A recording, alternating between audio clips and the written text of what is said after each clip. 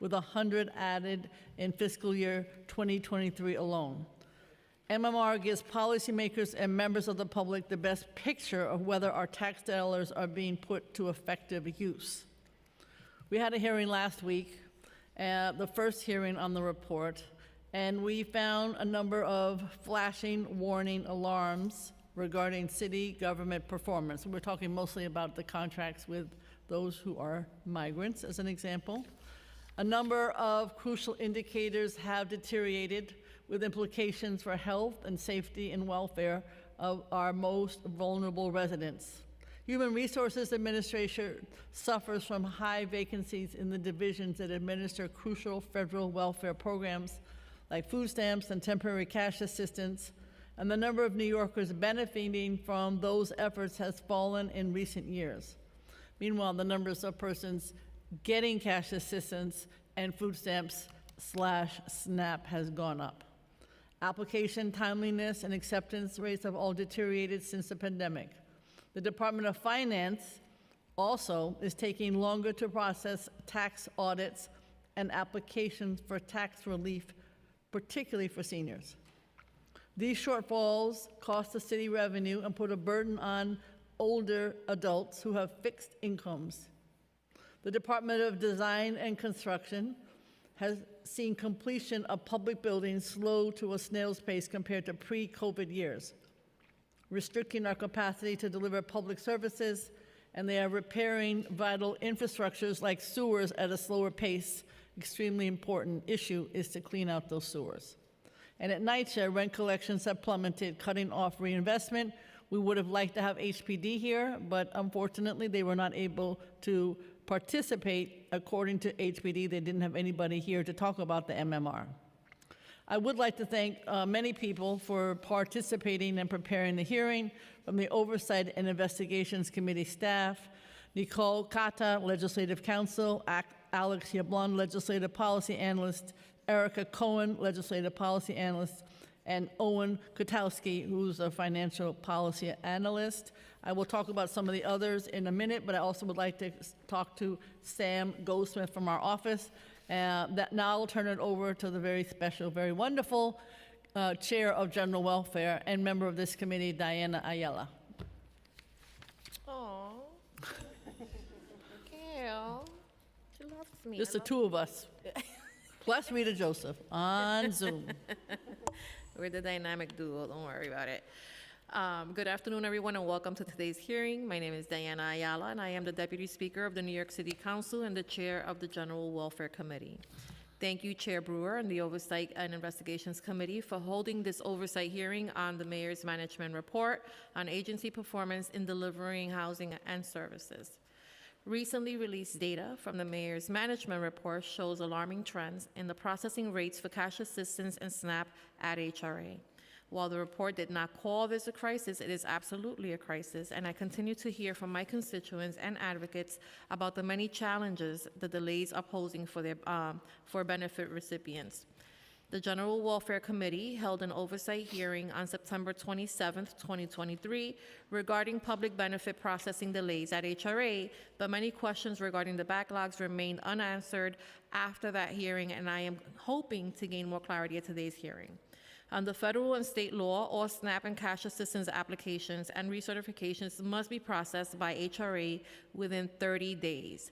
Anything that goes beyond the 30-day threshold is considered delayed.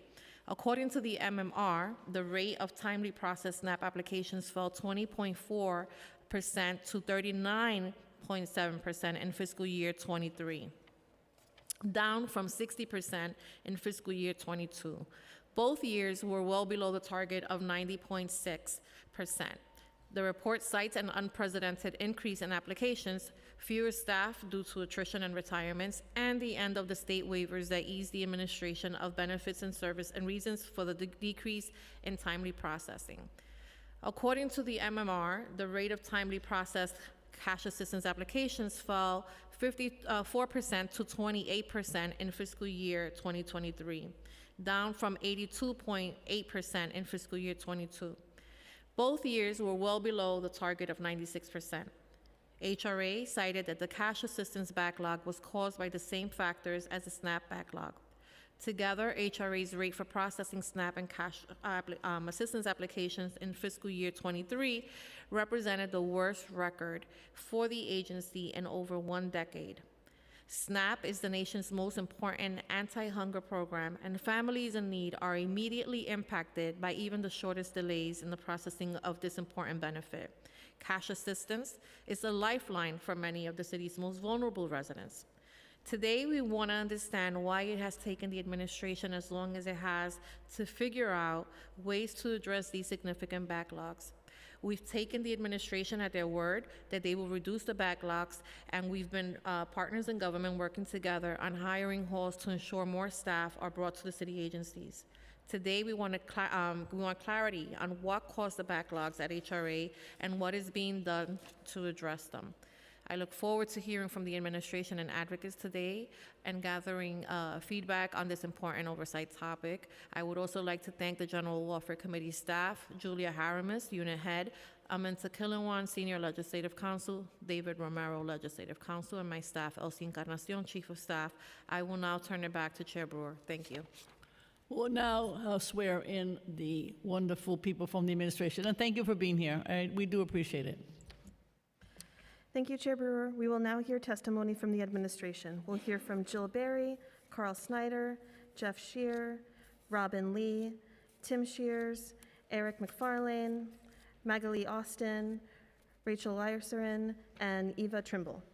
Before we begin, I will administer the affirmation. Panelists, please raise your right hand. Do you affirm to tell the truth, the whole truth, and nothing but the truth before this committee and to respond honestly to council member questions? Yes. Thank you. You may begin when ready. Whomever would like to begin, go right ahead.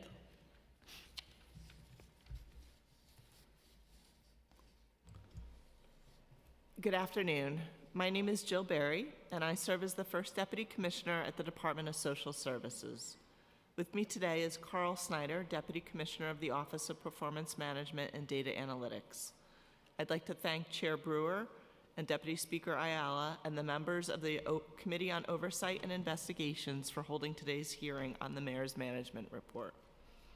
The Mayor's Management Report serves as a critical function as our agency's report card. It measures our performance and service delivery to New Yorkers. As a report card, it can serve as a snapshot in time. It highlights what we are doing well and perhaps most importantly, where we need to improve. The Department of Social Services Human Resources Administration recognizes the challenges the MMR highlights, but we would also like to discuss the context behind the numbers. As we have discussed in previous hearings before this council, the long shadow of the COVID-19 pandemic has produced unprecedentedly high numbers of applications for cash assistance from New York's most vulnerable residents. The high volume of applications is the result of a variety of factors, including the winding down of the New York State Emergency Rental Assistance Program, ERAP, along with the end of the eviction moratorium and pandemic-related income supports, increased applications for utility arrears, the end of certain New York State pandemic-related waivers, and increased access to the cash assistance application process through improved technology and use of the Access HRA online and application platforms, allowing clients to apply for services remotely in addition to in person. These factors are an inescapable part of the context for the MMR figures we review today. As we exited the pandemic, we prepared for pre-pandemic application levels to return, but we could not fully predict the increased needs reflected in the levels of applications submitted, and ultimately, this has led to processing delays. Indeed, high application numbers continue. Applications for cash assistance increased by 30.7% in FY23 compared to FY22. Having discussed some of the context behind the MMR numbers, we would also like to highlight how we believe these challenges can be overcome. The Great Resignation impacted the city of New York as an employer like it did employers all across the country. There too, the pandemic cast a long shadow. However, through rigorous recruitment, we have been able to onboard over 700 employees since December of 2022, filling critical vacancies. The work these individuals have been hired to do takes training, and as we see more and more of these employees finish their training and hit the ground running, we are seeing improvements in our ability to process existing and new applications. In addition to hiring new processing staff, we have engaged our state partners to press for additional waivers, and we have met some success in obtaining them. Waiving steps in the application and recertification processes makes DSS more efficient and improves the client experience. We've also aggressively mobilized our existing DSS staff with redeployments and overtime to assist in processing applications. And we are investing in technology to streamline processing and make it easier for both clients and staff to complete the application review. Although we acknowledge that challenges remain in addressing our backlog, we remain optimistic because we believe that our mitigation efforts are producing results. We are already seeing declines in our backlog numbers, which peaked at almost 39,000 cash assistance overdue applications and have declined by 31% as of the end of September. And we are eager to continue our work to reduce the backlog. While the MMR helps us identify outstanding challenges, it is important that we applaud the work of the public servants in DSS who continue to tirelessly work to overcome these challenges. Our frontline DSS HRA staff and partners served an average of 3,200 adults and children per day in emergency and family transitional domestic violence shelters in fiscal year 23. We connected 34,218 households facing eviction with legal assistance, issued more than 175,000 IDNYC cards in FY23, continued a trend of connecting eligible New Yorkers with fair fares with an 8.3% increase in enrollment since fiscal year 22. A total of 294,505 people were enrolled in fair fares as of the end of June 2023. And we serve over 3 million New Yorkers each year. These numbers are an indication that our fellow New Yorkers, some facing the most traumatic circumstances of their lives, are receiving the assistance they need. At DSS HRA, we endeavor to work with each client, treat them with the dignity and compassion they deserve, and advance our ongoing mission of providing New Yorkers in need with essential benefits. We fully appreciate that we have further work to do in order to assist even more New Yorkers. Thank you for your attention, and I'm happy to take your questions. Thank you very much. We have lots of questions. Next. Good afternoon, Chair Brewer and members of the Committee on Investigations and Oversight. My name is Jeffrey Shear, and I am the First Deputy Commissioner of the Department of Finance, DOF. Joining me today are Robin Lee, DOF's Taxpayer Advocate, and Timothy Shears, Deputy Commissioner for Property. There are 4 services and goals in DOF's chapter in the fiscal year 2023 Mayor's Management Report that relate to this hearing's focus on the delivery of services. They are bill and collect property and other taxes, administer rent and property owner exemptions, help New York City taxpayers resolve tax issues, and record property-related documents. Overall, fiscal year 2023 was a successful year for DOF, as reflected in our collection of over $45 billion in revenue that is critical for city programs and initiatives that are agreed upon and funded in partnership with the Council. This revenue does not come into the city's coffers automatically. DOF must explain to New Yorkers how it determines liabilities, provide due process, issue bills, facilitate payments, and offer assistance when customers need further guidance. Here are 2 fiscal year 2023 highlights from the MMR that underscore DOF's performance.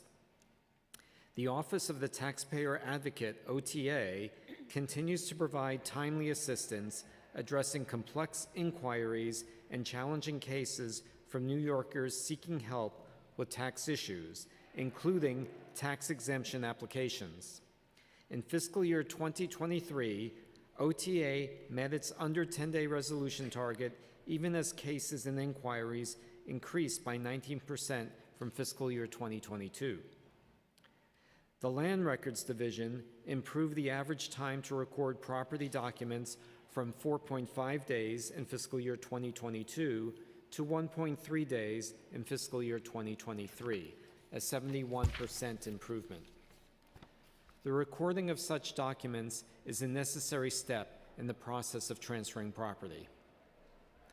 We also want to take this opportunity to address MMR indicators that moved in the wrong direction in fiscal year 2023, chiefly because of lingering impacts from the COVID-19 pandemic.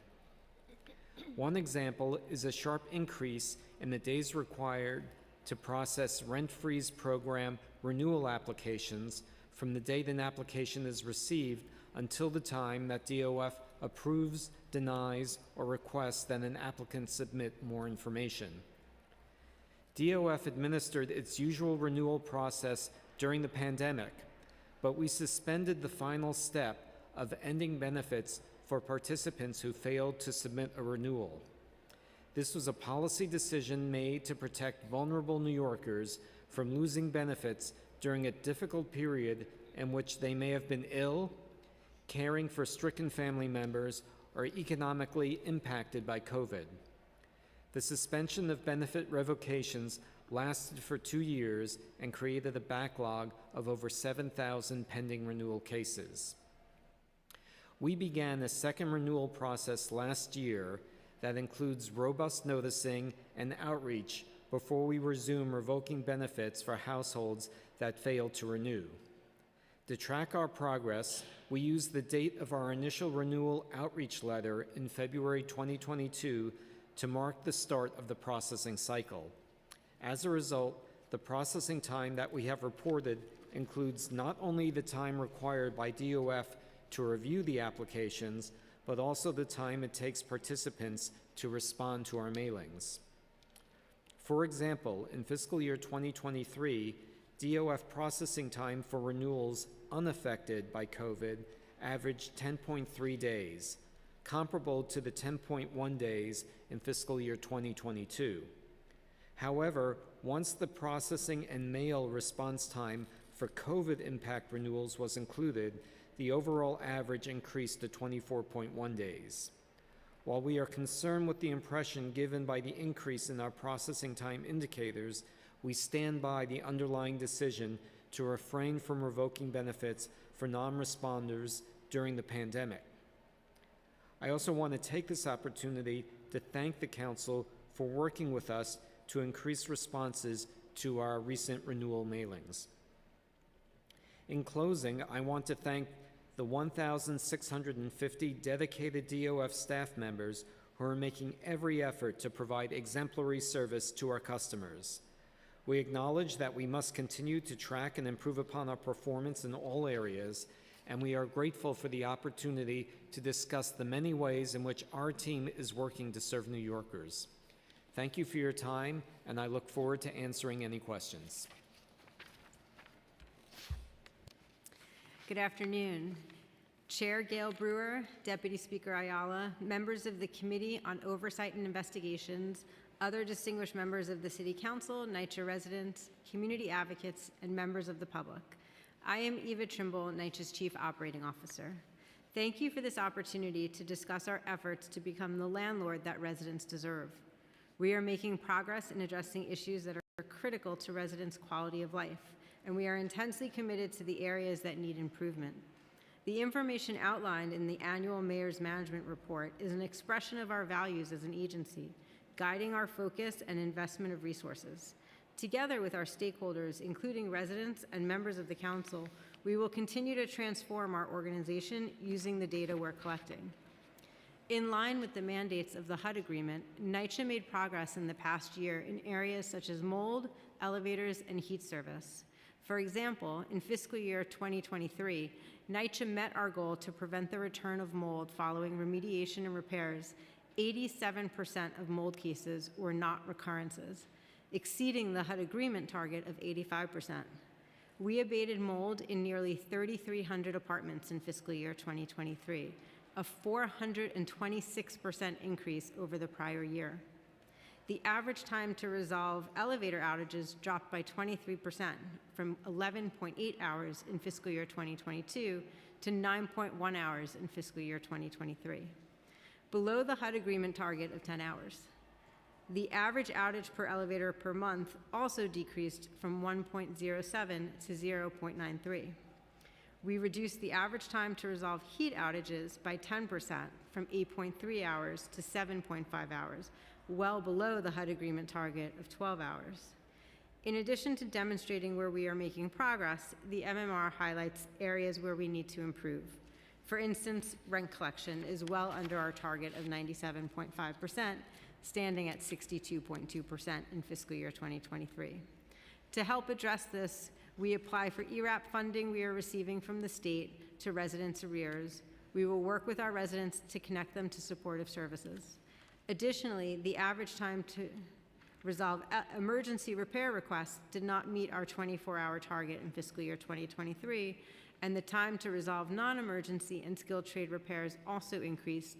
As we've discussed, it's a struggle to keep up with the needs of our aging buildings. Due to decades of insufficient federal funding, there are more than $78 billion in capital needs across the portfolio. However, the average time to complete maintenance work orders, which are typically minor repairs, decreased from 8 days in fiscal year 2022 to 6.2 days in fiscal year 2023. Our work order reform and neighborhood model initiatives are helping to improve service to residents through increased staffing, better work order planning and scheduling, enhanced communication with residents, and increased staff accountability and productivity through continuous monitoring. Another area that requires improvement is the time it takes to prepare vacant apartments for new occupants. As we discussed with the council earlier this year, NYCHA apartments require extensive health and safety work once vacated due to their age and often deteriorated condition. Thanks to city funding, we are prioritizing the turnover of vacant apartments and are closely monitoring these efforts. We are happy to discuss more details with you and answer any questions you may have. As always, we look forward to continuing our partnership with the council in service to our residents. Thank you. Go ahead, sir. Councilmember Williams has joined us. Thank you, Councilmember Williams. Good morning, Chair Boer, Deputy Speaker Ayala, and members of the committee. I am Eric McFarland, the first Deputy Commissioner for the New York City Department of Design and Construction, and I'm pleased to appear before the committee today. DDC is a city construction management agency, meeting the everyday construction needs for more than 25 different city agencies, and also stepping up in times of crisis. During normal times, we build firehouses, clinics, public plazas, library, and street, water main, and sewers. During the pandemic, we also built testing and vaccination centers, and most recently, the agency has been performing technical vetting potential sites for asylum centers, about 46 of them at this count, and managing the construction of those centers at city-owned sites, about 10 of them. DDC has seen a large expansion of accessibility in the last several years. We are working to ensure that our MMR data reflects that. Specifically, the agency has recently been called upon to build a new jail system that allow for the closure of Rikers Island. We are building the city's new coastal resiliency defenses, such as the East Side Coastal Resiliency. We are part of the city's new cloudburst management effort, along with DEP. We are building thousands of pieces of green infrastructures. We are, with DOT, reconstructing thousands of pedestrian ramps to comply with a court order.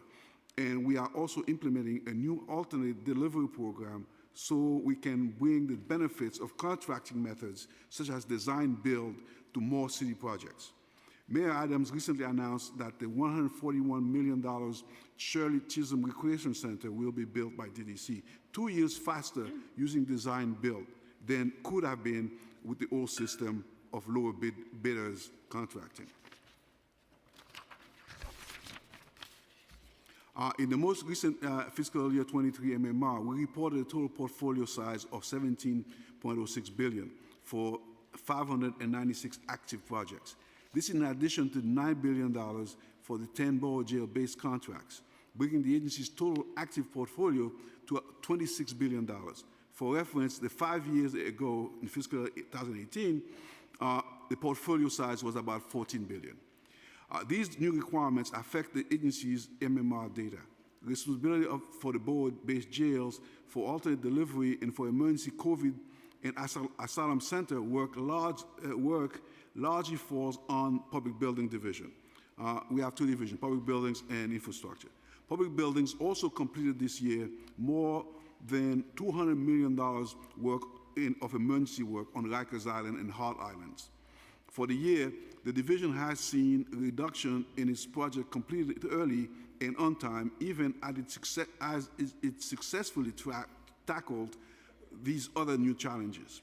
The division is also still feeling the effect of the COVID pause that halted consultant design during the pandemic. In our infrastructure division, the MMR data reflect the changing needs of the agencies that fund our projects. Over the last 5 years, there has been a decrease in the miles of water main and sewer and roadway constructed, even as the division has successfully taken on coastal resiliency program, pedestrian ramp, and green infrastructure. The decrease in those indicators does not represent a decrease in productivity. It simply means that the agencies that sponsor our infrastructure projects are funding other needs. If green infrastructure and pedestrian ramps are prioritized, then that is what we build. DDC also reported good news in the most recent MMR. Our MWBE program continues to thrive, and in the first 3 quarters of the fiscal year, DDC had 30.5% MWE participation with more than $261 million in contract awards. Design projects completed was increased by 25%, thanks largely to the end of the pandemic.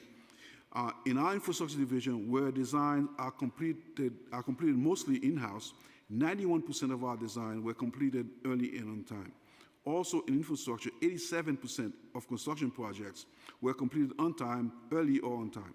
And our front-end planning unit continues to weed out problematic projects before they start, with 106 reviews completed last year versus 49 2 years ago.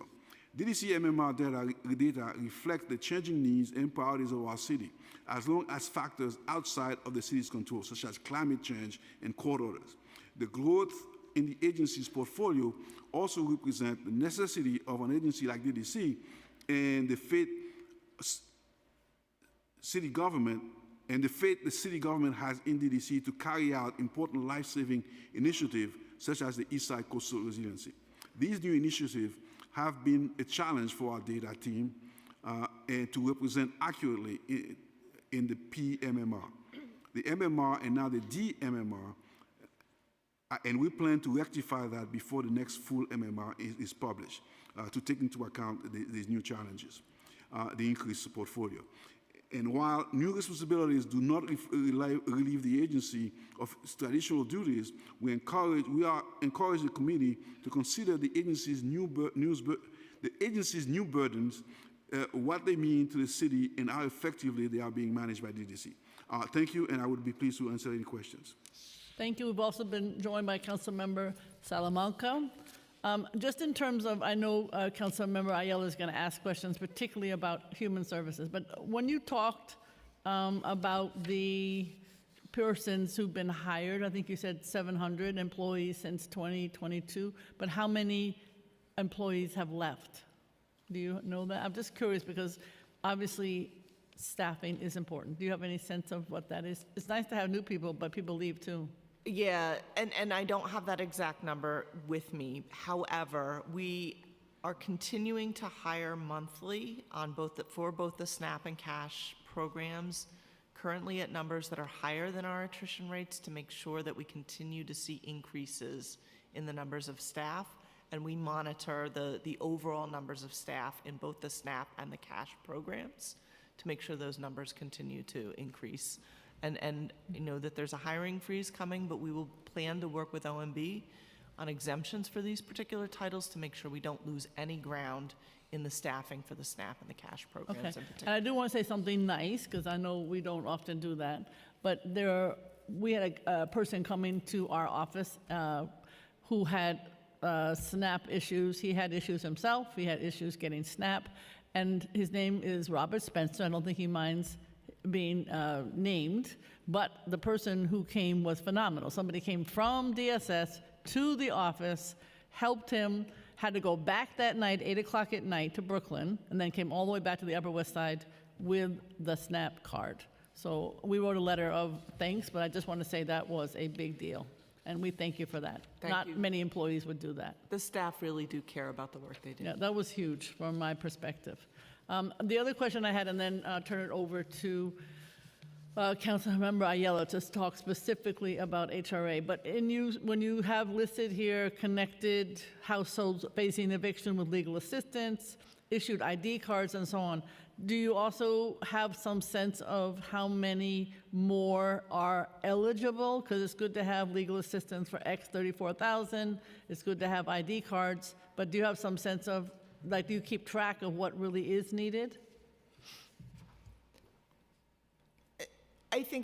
I know that it's very hard to really track exactly how many people are eligible. So, for example, housing court, people come into housing court, you don't know what their income level is to know who's eligible when they walk in the door. So we try to make the connections with each person who walks in the door and figure out, what is your level of need for a lawyer at that moment in time, what is your income level, and making sure that we're connecting everybody who is eligible for and needs supports, maybe not on day one, but at the appropriate point in the housing court process. IDNYC, the demand currently with the asylum seekers is absolutely outstripping our ability to keep up with the demand, but we are putting all the resources and efforts towards trying to get IDNYC cards into as many hands as possible. And you can see that the application and numbers of cards being issued has dramatically increased. And the backlog is on ID? The backlog on the MMR indicator on timeliness for the IDNYC dropped. That drop corresponded with the influx of asylum seekers coming into New York City. And what we did was rather than trying to meet the 14 days of issuing a denial or a card, we took a step back to make sure that we were really evaluating each application in its whole, doing as many manual secondary reviews as possible to get the IDNYC card to as many people as possible.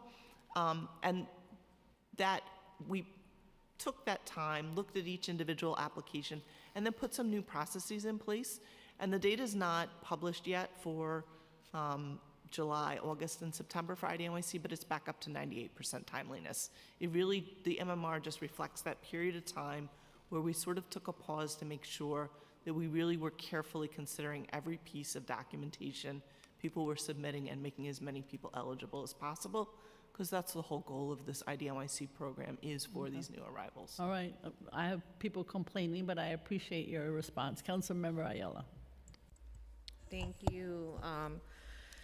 Thank you so much. Obviously, we've had a couple of oversight hearings on the issue of the timeliness of application processing and, the concern that New Yorkers in desperate need of specifically SNAP benefits are having to wait longer periods.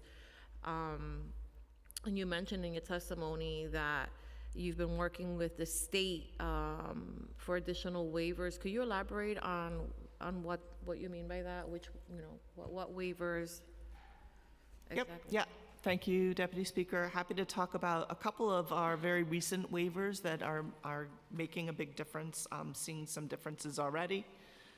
One of the waivers that we've implemented, phase one, we're going to continue to implement additional phases, but it's called selective case review. It's something we use a lot on the SNAP only side of the house, where we have waivers from the federal government and the state to not have a supervisory review of certain types of applications and recertifications that are less prone to errors. So those supervisors then don't have to review. First of all, the processing is faster because many cases don't need a supervisory review. And it also frees up the supervisor time to spend more time, in particular with the new staff that we've onboarded who need help and support and supervision to make sure that they're getting the work done. That's one recent waiver. The other waiver that we implemented in October, and we're going to see the effects in December, is we've eliminated the 6-month mailer for cash assistance cases without earned income. So these are people who are on fixed incomes, generally don't have a lot of changes to their income or case composition, and they now only have to do the recert every 12 months. They don't have to do that 6-month interim mailer. That is for the month of December. We're going to have 15,000 fewer cases to take action on as a result of this waiver, and this will be similar numbers we expect every month. I'm assuming that the waivers are temporary. These waivers are, They'll be permanent? the selective case review is a permanent waiver. It's something we have on the SNAP side permanently. We've expanded to the cash assistance side. The 6-month mailer is also permanent. Is also permanent. That's great. My concern is always how do we ensure that these services are that the waivers are a permanent solution and that these are sustainable ways of moving forward. You also mentioned that the agency has been investing in technology to streamline processing, and one of the major things that came up at our previous hearing was from the staff directly, who shared with us that during the beginning of the COVID pandemic, they had started using, I believe it's the Ashley system. Is it the Ashley system? Am I correct? Angie, okay. And that, they had just started it and were, because of the influx of applications in the early onset of the pandemic, they reverted back to the old system. Because when we were looking at the numbers, we did, see that there was an uptick, right? And it seemed like the processing rate was significantly higher while staff was working remotely. And then when they came back, there was a significant drop. And the staff, mentioned that part of that had a lot to do with, the implementation of this system, and the flaws that they have identified within the structure of the system that concerned them, because if there was an error with a specific client and they couldn't move forward with that person, then they had to kind of proceed with the next one, and they had no way of coming back and checking to make sure that person X actually application was processed. And that made a lot of sense to me, because I think we've been focusing a lot of our efforts, I think rightly so, on the staffing ratios and the fact that, we were obviously understaffed, but this system seems to be, a focal point of conversation amongst your staff as one of the primary reasons that the application rate is so low. Yeah, so before the technology, I just want to touch on your point about the processing times being better during the COVID period. Absolutely, because we didn't have to process recerts. We didn't have applications for one-shots for rent arrears, for utility assistance because of the HEAP RAS program, because of the ERAP program. We had less work to do during the pandemic, and that's really why our processing was much more efficient during the pandemic. In terms of the system... Was there fraud at that time, or can't we just continue that? Was there fraud, or why can't we just continue the faster way? We would love to continue those, but we have been unsuccessful in convincing our federal and state partners to continue those waivers. We should work with you to do that. Go ahead.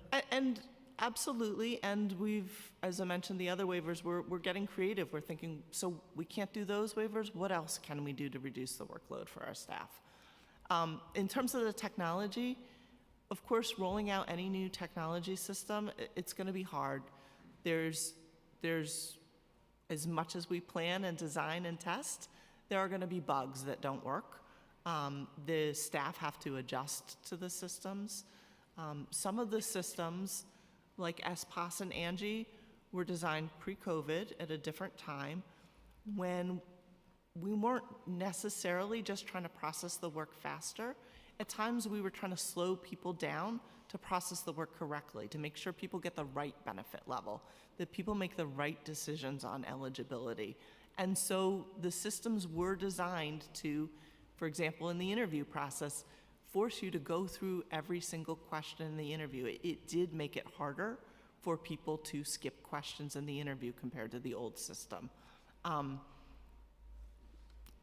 Now that we have these backlogs, that's certainly a hard thing to deal with, those systems that slow the processing down, but they are designed to help make sure that clients get the right benefit levels. And there are growing pains every time we implement a new system. In your example where we rolled out something, we peeled it back a little bit while we had the IT people make those tweaks and improvements to performance, and then we roll it back out a little bit more slowly, one center at a time, to make sure it's working. When exactly did DSS roll the Angie program back into the rotation of processing applications? How long? Yeah, I don't have the exact dates, but we implemented Angie during COVID. We rolled it back for a portion of COVID while we made the adjustments. It is now in full operation and works well at this time. Really? Because, I mean, the hearing was just, maybe a little bit over a month ago, and the staff was still adamant that this was an issue. We can take another look at what the staff complaints are related. I mean, and I would imagine that they're correct, because if the rate of completion is still, significantly lower than they should be, bless you. We're not seeing a rapid increase in application processing numbers. So, then it doesn't seem like they're aligned.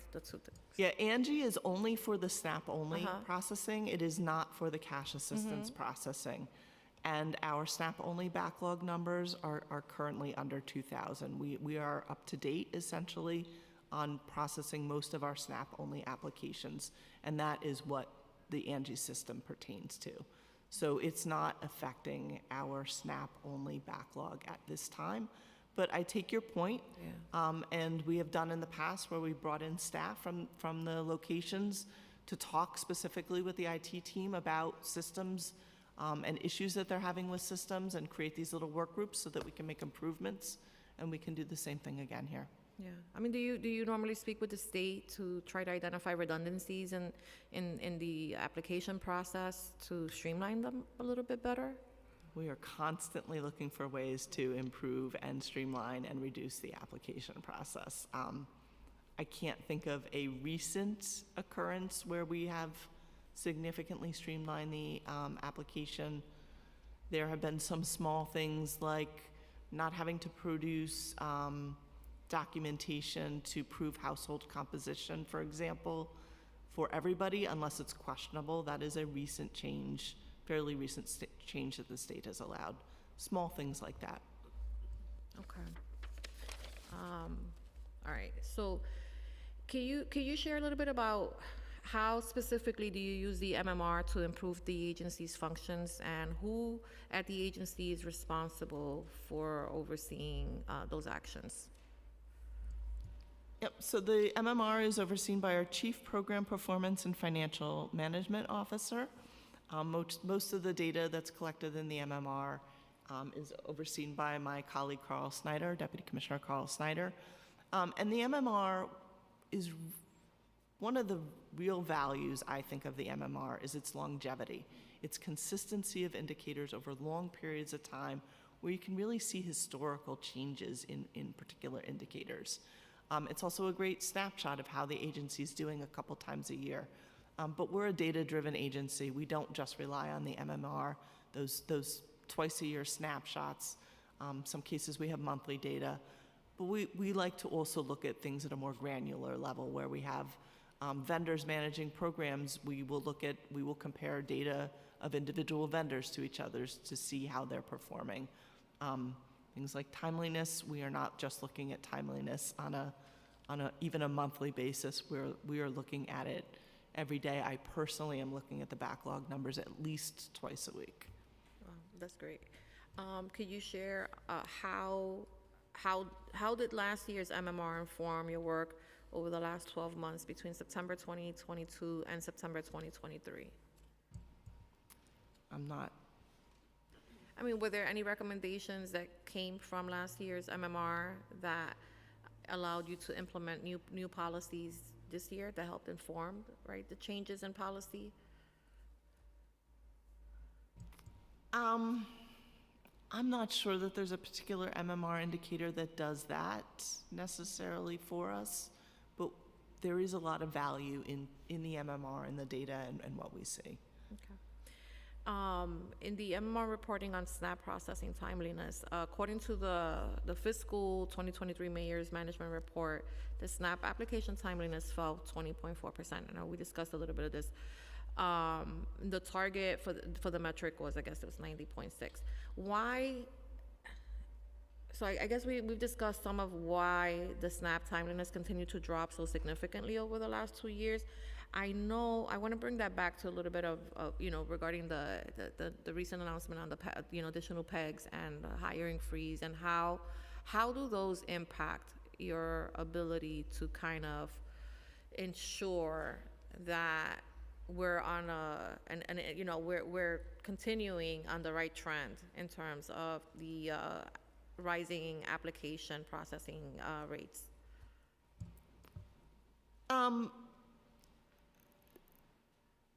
We look at, to address the backlogs and to look at the numbers, when we're looking at the numbers, we're not just looking at staffing, right? So we develop models for the backlogs that show sort of where we are, where we've been, and where we think we're going to go. And the levers we push in those models, it's not just staffing. Staffing's not the only solution, right? There's things like the waivers that are quantifiable. Having 15,000 fewer actions to take in the month of December because of the 6-month mailer waiver, it's a tangible thing that's measurable, that we can create and model out what the backlog is going to look like. And we can make adjustments as needed, and we can plug in all those inputs of technology improvements, hiring additional staff when they get trained up, and the waivers we implement. I just also want to point out the SNAP timeliness indicator. I know I mentioned that our SNAP-only backlog is down to almost nothing, but that SNAP timeliness indicator. I think you said 2,000, right? Yes. That's nothing. That's not nothing. Yeah. Okay. Yes, not nothing. The SNAP timeliness indicator includes both the SNAP-only cases and the cash assistance cases. So we're sort of double counting the backlogs on the cash assistance program in both the cash assistance timeliness rate and the SNAP timeliness rate. I don't think I've heard that before. I want to take you back really quickly because I didn't ask this question regarding the Angie. I don't know why I have Ashley in my head, but one of my staffers' name is Ashley. She must be doing something. I'm gonna go check on her. But does that system work with Access HRA? So the way the systems work is people apply via Access HRA. That data gets loaded into our POS on the cash assistance side, or SPOS on the SNAP-only side. Gets loaded into one of our POS systems. And that's where our work happens, is in those POS systems. What Angie does for SPOS on the SNAP-only side is it helps to determine which cases should be worked on next. Cases where an applicant has indicated there's an emergency. Cases that are due for recertification, where that recertification period is ending soon. And it dishes out that work automatically based on that information to the workers, so that we're working on the right cases at the right time. The staff members aren't working in Angie. Angie is sort of indicating to them which POS case they need to work on next. And you did promise that you were going to go back and look into the troubleshooting issues. Yes, absolutely. Okay. I'm going to hold you to that because I'm going to ask the staff. I got it. Okay. Can you explain why the cash assistance timeliness rate drop was so much, dropped so much specifically in fiscal year '23 when it was just 28%? Yeah, during COVID, the cash assistance application timeliness rates were actually not that bad because we didn't have to process research. We didn't have applications coming in for one-shots for rent arrears and utility assistance because of the additional assistance. What we found starting in middle of 2022, I don't know, Carl, if you want to. We started to see huge increase in applications. Of course, we expected some of that because of the end of the eviction moratorium, because of the end of the ERAP funds, because of the end of the utility arrears money. We certainly expected an increase in applications, but Carl can tell you a little bit more. The application numbers we're seeing now are unprecedented, things we have not seen in modern times. Yes, so in the early days of the Were you sworn in, Carl? Yeah, he was. Good yeah. check. All right, sorry. No problem. So in the early days of the pandemic, there was a large number of new cash cases that came in, but we didn't see a huge influx in applications. The large number of applications that started coming in began towards the tail end of 2021, largely when the pandemic benefits, like the expanded unemployment, began. And since then, they've been on an upward trajectory. Also, then when ERAP was over, that's what happened. And so we've gone up to a level where you can see, I think that the FY23 MMR, there's like close to 500,000 applications that came in.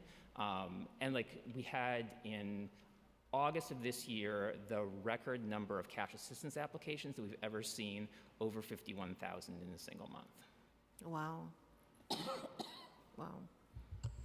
Yes, so it really is the applications on the cash assistance side that is driving our timeliness, impacting our timeliness and driving our backlogs. But what are you going to do about it? Because this is life and death for people.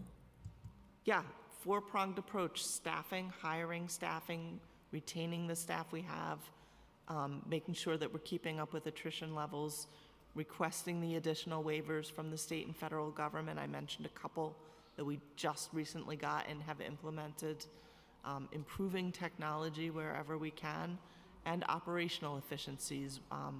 We recently are contracting with 3 CBOs to provide additional assistance to people while they're filling out their Access HRA application.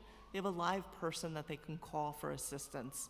They're specifically helping people who may have already submitted an application and haven't received a decision, to help them with what are the next steps, as opposed to just sending more and more applications in.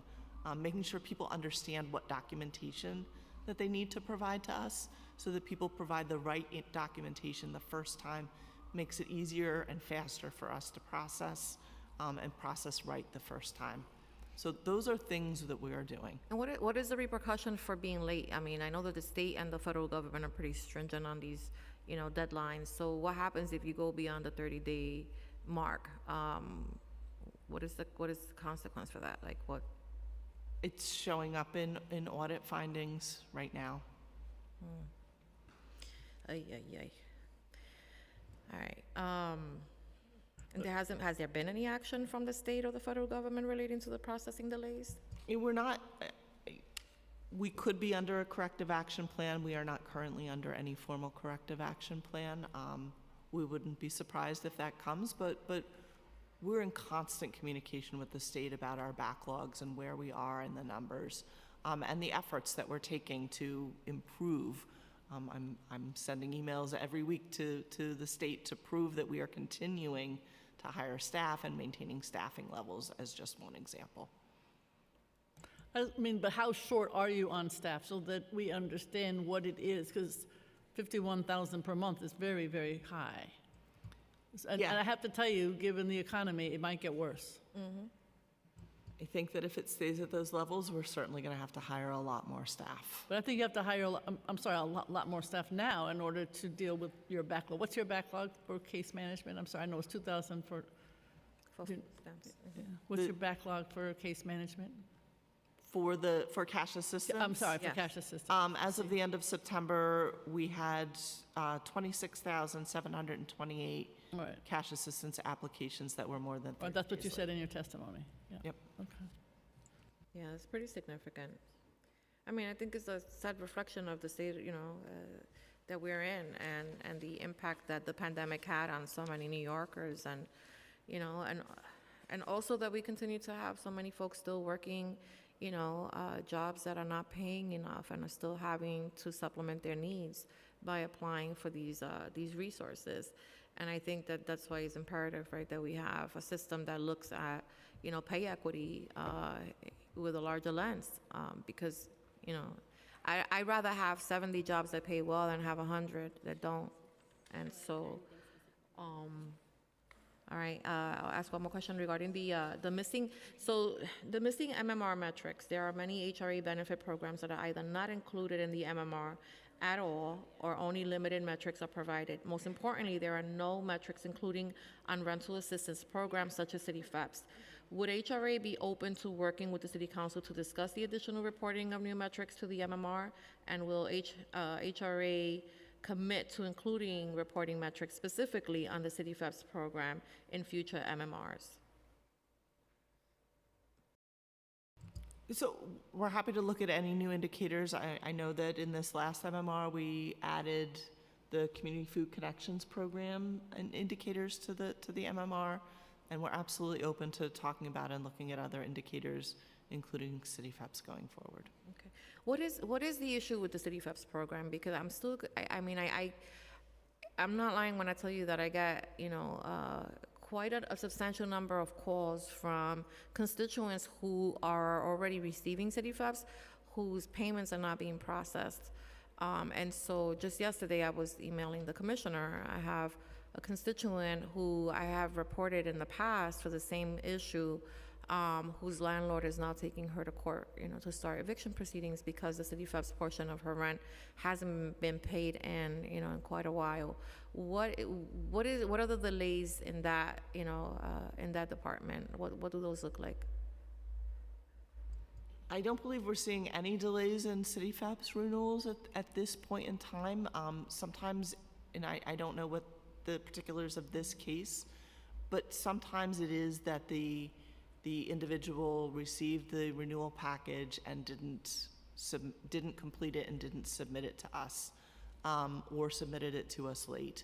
One thing we are doing to address that is in December, we'll be adding City FEPS renewals to Access HRA. It'll be easier for individuals to monitor when their City FEPS needs to be renewed and submit it online through us. That's great. So you process the applications, the renewal applications, but in terms of the payments, that's also under DSS, right? Once we process the application, the renewal, the payments go out. There wouldn't be a delay in between a payment and a processing. Okay, so then there is a disconnect somewhere because the information that Absolutely. we're receiving is not consistent, right, with what you're sharing with me this moment. And I think it's important because as we're talking about expanding on the City FEPS program, it's also equally important to ensure that the timeliness of payments is made, because this happens to be an individual that was in shelter and was able to find permanent housing, which is a great thing and is what we all, right, are hoping to be able to do and duplicate. But if we're not paying landlords in a timely manner and we're forcing folks into court unnecessarily, I try to explain to folks, like, this is not something that, you should lose too much sleep over because, it's not you that owes the money, right? You're paying your portion, the city owes their portion. And once it gets to court, right, the city has to respond as to why they haven't been paying. But it does absolutely nothing to alleviate the fear of the threat of eviction. And you know, it's, right now, the backlog in housing court is pretty significant as well. So that means that not only are you scared to death that you're gonna get evicted, but you're waiting, right, languishing in housing court for months on end with that threat hanging over your head. And so you should not have to be reaching out to an elected official to help rectify that. And I really, you know, would love to see some improvement, and I would love to see the call volume to my office with these types of complaints come down. Yeah, absolutely. I mean, we don't want people to end up in housing court either, because then we're also running the Right to Counsel program, and we see people there too. It's always better for us to rectify the issues as quickly, as early as possible. Pay any arrears people owe as early as possible while the numbers are low, before somebody even gets to that point in time. Yeah. Actually, I'll ask one last question regarding the head count. Could you tell us what the head count currently is on the, what the exact number of budgeted and actual positions for the administration of key benefit programs, including SNAP and cash assistance? It's not clear from publicly available budget documentation, as it is also commingled in budgeting program areas with other programs. We're going to have to get back to you on that. I wasn't prepared to answer that question. Okay, I appreciate it. Thank you. Thank you. I'll call on Councilmember Krishnan and then Councilmember Williams in a minute. So, but I want to follow up on what we just heard. The question of the pegs and the hiring freeze, because when you have 26,000 people who need cash assistance, or they may or may not, depending on whether they're eligible, how in the world are you going to get there with peg and hiring freeze? I know you said you're hiring, but I wasn't clear, and you didn't seem to be able to know the answer to that last question. I mean, this is the key, is staffing. Absolutely. Staffing, hiring staff is key. Well, the other day, the mayor's office was here. They have lots of things in the mayor's office. I can't keep track of all those little divisions he has. And one of them mentioned that she was hiring 10 people. So I guess there's no real hiring freeze. That's me being very cynical. But what are you doing to address with staffing and PEG the 26 or almost 27,000 people? Cash assistance. So, as I've said before, staffing is not our only solution. It's not our only lever. We're looking at other levers as well. We are working with OMB to have in particular, the cash and SNAP program be part of the exemptions that will be allowed to continue. Did they say when they're going to tell you that you are exempted or not? They haven't told you when that decision? They are exempt positions, but every month we're going to go with our group of exempt positions and get OMB approval so that we can hire and make sure we don't lose any ground on the staffing that we have. All right, so you have to go every month to say X number of people need to be hired in order to address. That's how it works? That's how it works even today, even without the hiring freeze. We go every month to OMB with the people that we want to the numbers of people that we want to hire and get the approvals to do so. So maybe some of them should be part of this 26,000 so they know what it's like not to have any cash. I feel very strongly about this.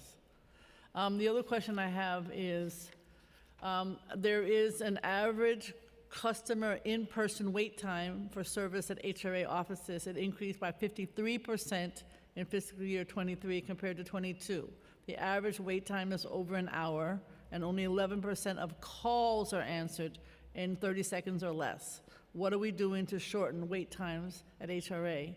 And how, again, will the cuts, the PEG, 15%, 5%, depending on how you look at it, impact those times? These are the things that really bother people and that get them to not continue in the system and, do other things. Go ahead. Yep. So the in-person wait times, those are in our centers where we serve cash assistance and SNAP individuals. Yep. So it is the same staff that are processing applications. It's the same 700 staff that we hired over the last year, and are working with OMB to make sure we don't lose staff with attrition. That is who is serving the in-person with our in-person wait times. Absolutely, because our timeliness is not great right now. That is why the traffic has increased and that wait time has increased. As we continue to address timeliness and backlogs, we expect the in-person wait time to be reduced. For InfoLine, absolutely, we're not answering 80% of our calls within 30 seconds. We do have wait times for InfoLine. How long usually, do you know? It's in the hours. It is too long. But things that we're doing to address it is we've implemented a new IVR, self-service options. So we have a lot more self-service options on InfoLine. I hate those things. I always say 0000. I'm good at that. And I get rid of, I don't care if it's the airline, the credit card, 0000. The hell with number 1, 2, 3, 4, nothing, never. Go ahead. Yes, I understand I hope it works that. at HRA too, 000. We also have a callback assist feature so that while the wait times are long, people are not actually sitting on their phone or using up their minutes during that wait time.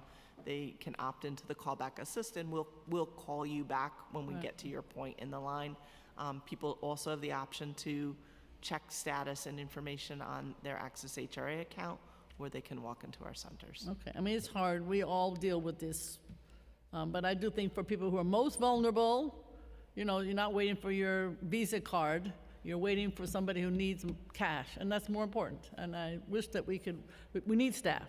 The other question is, 50% of families in the shelter system were served by licensed social workers in fiscal year 23, representing a decrease from 72% in FY22. What is the agency doing to hire more social workers to address this need? So what I do know is that the big driver in that decrease is the large increase in asylum seekers into the system, that we have to ramp up quickly, staff up quickly, and we were not able to hire enough social workers at the same rates that people were coming in order to meet those timelines. But as we're bringing providers on board for the additional shelters, they have their staffing level, their allocated staffing that are approved within the contract, including the social workers, and we are encouraging them to fully staff up. And as the staffing and the contracts and all that catches up with all the additional shelters we've opened over the last year and a half, those percentages should increase. It really is a reflection of the fast pace of opening shelters, not hiring the staff at quite that rate, particularly social workers. Okay, I'll keep. Councilmember Kirshner? Thank you so much, Chair Brewer. Good afternoon, everyone, and thank you all for your testimony. It's good to see you, First Deputy Commissioner Berry, and particularly I want to thank you for your work with me and my office, too, to help particularly distressed individuals who needed access to public benefits, and you've always been there to be very receptive and ensure they got the resources they needed. I do have, one question for you in particular. I think with the testimony and the MMR, it's pretty clear what we see, which is really an age-old issue at HRA, and that is, as the needs go up and resources go down, the need is increasingly unmet and becomes more and more urgent, and the needs go up precisely because if the economy or any other crises we face will especially affect low-income people who do depend and need public benefits. And so, that happens. We've seen it happen before. Now with this administration's disastrous PEG proposals, we're going to see that happen again. And two things are clear to me. One, we can keep having this discussion, but I just know over years of doing this work in legal services and having many clients in exactly this situation and working with HRA over many years, that this is not going to be solved anytime in the near future. There's going to be always a lack of resources and understaffing, unless this administration now is serious, and I have yet to see it, to really put the resources behind social services and HRA and public benefits in particular to make sure that staffing is there to help those in need. So that problem will continue.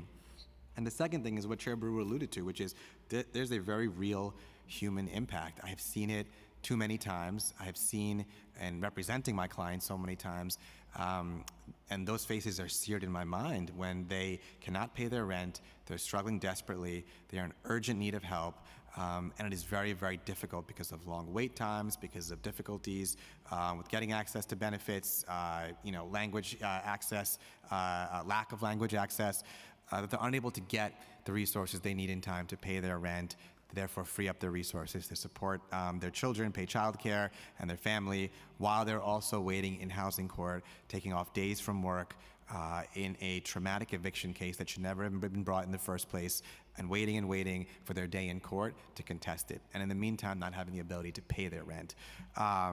And on top of that, not having access oftentimes, even with right to counsel, to lawyers to represent them and defend them in court against, as I mentioned, oftentimes baseless eviction cases. It's clear to me, given that one of the biggest and most effective ways that HRA could be helpful if the resources and staffing aren't there is to be a really effective clearinghouse to connect constituents with legal services organizations, with social services organizations that can immediately ensure that they have a lawyer to talk to, that there are individuals and organizations that can help them process their SNAP paperwork or secure other means of grants or other things to help them to pay their rent or otherwise. And I've seen really for years that, and I will say over time, since Commissioner Banks before came in until now, there's been a much more concerted effort for HRA to help with those things. But I still feel like there's a long way to go to make sure that if we reach out to HRA, and you have personally done it when I called you, so I give you a lot of kudos and credit for that. But for the agency overall, to take the approach of if we call with need and someone needs help, desperate situation, to be able to connect them with the right nonprofit organization or legal services organization to help them and to make sure they have another human being on the other end that could work with them. And so I just wonder what what conversations, if any, have happened internally with HRA to focus on that piece of it, because that seems like a huge and critical piece that would help with this immensely if HRA could be that clearinghouse and connect people with organizations that can help them. Where do discussions stand on that? Has there been any planning to improve that at this time? So just last month, we rolled out a new initiative with 3 CBOs, Bronx Works, Community Service Society, and Montefiore, to make the connection when people are applying online via Access HRA. There's a few key points where we know people have difficulty, where a phone number pops up and they can speak to a live person at one of those community-based organizations to get assistance in real time while they're doing the application. And we just rolled this out last month. We're collecting the data so that we can track how effective it's been. But we agree that this is an opportunity, and this is a place where we are absolutely starting it out, and we'll see how it goes. I think, and if the chair would allow me to finish up, I think that I'm glad to hear that, but obviously, there needs to be much more done in that area. Many more organizations across the city. If you look at models like the pro bono clearinghouses that are either with organizations like New York Lawyers for Public Interest or even the law firm side, they have whole networks where you send a case over and they immediately refer it out. I think HRA could really benefit from a model like that too, and ensure that, as I said, the connection is made between individual and organization in a way that's quick, that's easy, that addresses the point that I mentioned, which is there's a human being in real distress, and that's compounded exponentially when they can't get through to get help that they need. And that's a role that, while HRA works on its staffing and resource issue, could really ramp up in a significant way so that when our council offices reach out, there's immediately a way to help connect the two together and for HRA to be that bridge in a much more effective way. Thank you. I think what he's saying is, when are you expanding the program? Because this pilot program can only work. Say that again? I think what the council member is saying is I would say the pilot program can only work. I don't know how it would not work. They're all good organizations. So when are you expanding it? This is actually sort of a subset of our New York City benefits work, where we are contracting with 39 CBOs to provide additional assistance in the community, and so this builds on that. And I think that as we see the successes, that we can measure the successes to get additional funding from OMB to expand these types of programs, we will absolutely advocate for that. All right, can we get the list of those 39? Absolutely. Thank you. And sorry, I'll just jump in here to say, on that point, I would really urge HRA to just short circuit all of this and just do it, because we know, I can tell you right now, it'll be much more effective. It's filling a need that you all have in the agency. And so the need for more studies to show its effectiveness, we know what the effectiveness will be. We don't need any more studies. Exactly. And I hope OMB hears that too. If you have studies, we're going to cut them. Next, Councilmember Williams. Thank you. I have a question for DDC, which I see Jeffrey back there. Hi, Jeffrey. I just had a briefing with them, actually. So I have a question about the water mains and sewers. So since FY19, there has been 77.4% decrease in the amount of water mains new and replaced, falling from 82.7 miles in FY19 to 18.7 miles in FY23, which is a significant decrease. Is this decrease due to the inability to fully hire vacant positions or a lack of budgeted headcount in different areas of the department? And I know, like, pretty much in everybody's testimony, you cited COVID-19 as a problem, but just wondering how much of COVID-19 is the problem and how much of it might be persistent agency issues that have existed before COVID. All right, thank you for the questions. As you know, our projects come from the sponsor agencies, the DEP. When we talk about sewer and water, we talk about DEP basically, and it's based on their priorities. Right now, beside, of course, COVID-19 was not such a factor in this, but because all our design basically for DEP basically were in-house engineers, and construction was going on, was essential services. But all of a sudden, the city is confronted with the issue of flooding and intense. Yes, Southeast Queens, okay, you guys have big, exactly major water main, sewer issues, and correct. projects in Southeast Queens. That is correct. And that's where the priorities now has been. To Southeast Queen, for example, is a good example where we can actually rebuild sewers, actually build storm sewers to drain the area, because so you have 7,000 miles of street in the city, so it's building more sewers to deal with that issue is not good. It's not a short-term answer. The quicker way to do this, which is what DEP is doing, is the green infrastructure. They're concentrating on these inside best management practices in the rest of the city, the green infrastructure that we are building to actually reduce the amount of sewer, flood water or storm water that gets in the sewers. So that is where the concentration has been. And of course, we have additional programs such as the ped ramp throughout the city that we have to do, and of course the East Side Coastal the resiliency jobs.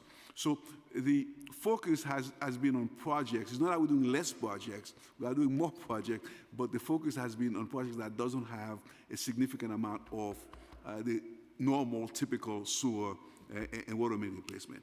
So that is why the number, although we're doing more with green infrastructure to try to address the issue of flooding, the amount and that's temporary. The amount of sewer construction has sort of decreased. Yeah, sewer infrastructure issues have been a long-standing issue way before COVID, and Yes. like the delays and the lack of investment has always been a persistent problem in the community. So is there anything that you suggest the council do to ensure that targets are met and moving forward the amount of sewers and water mains installed increases? Take Southeast Queens, for example. It's fully, essentially we have, it's a $3 billion program, so we have the money. It's a question of, but the issue of sewer construction, for example, is that you have to start from the outlet. It's a gravity system, so which means that the flooding that's upstream, in order to solve that problem, you have to start downstream, somewhere in a different part of the community, and move forward up to actually, because by increasing the sewer size upstream without taking care of the outlet, you're not going to resolve that problem. So it's a Southeast Korea is a situation where we're actually doing this. It's a $3 billion program. So you have the resources. We have the I hear resources. you. So then, like, how can you articulate the delays? If you have the resources, you have everything you need, then what is causing the delays? The delays is not in projects that we have.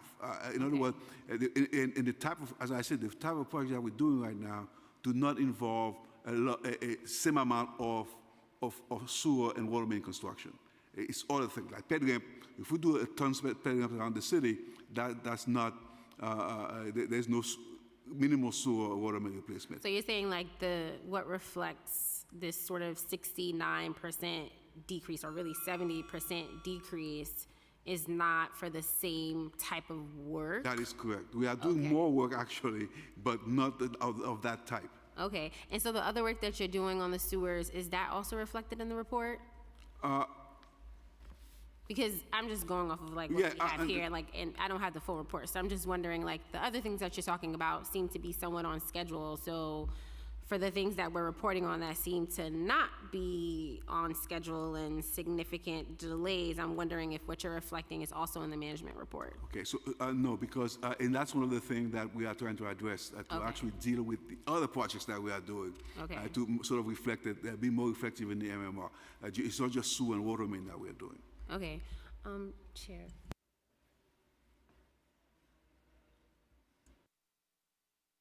Yeah, we can just say, let me just ask you back to HRA for a minute, though. Maybe Councilmember Ayala got this, but what is a budgeted and actual head count for both cash assistance and SNAP separately? And then what do you need in order to address these backlogs? What specifically?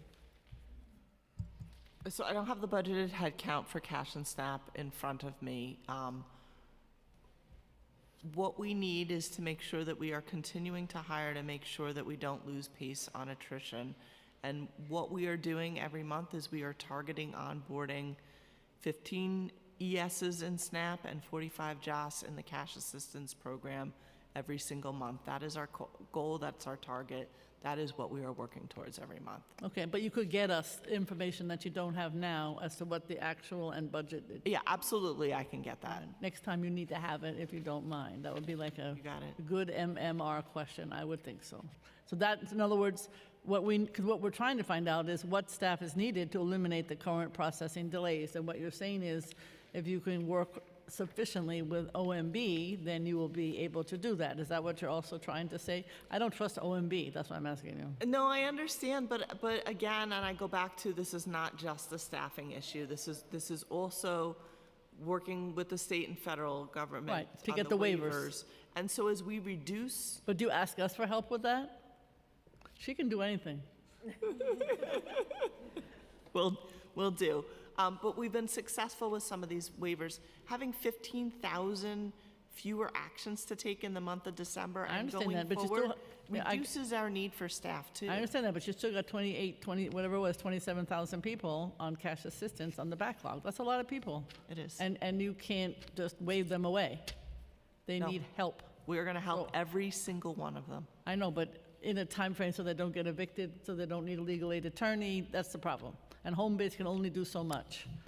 Home base, I don't like their hours, 9 to 5, right? Home base, I don't like those hours. They should be till 10 o'clock at night, they should be Saturday, and they should be Sunday. That would help too, as an example of how to keep people in their homes. Do you have any more?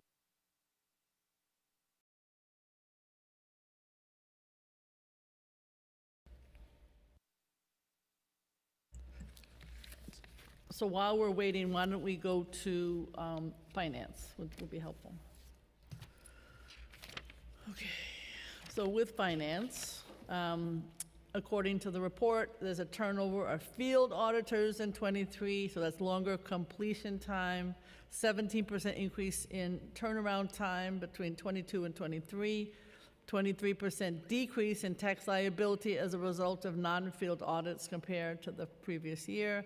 And then since FY18, a 63% increase in the average turnaround for field audits. And I think what field audits means is just an audit, unless I'm missing something in terms of an audit. So how, you've got it's the same kind of question.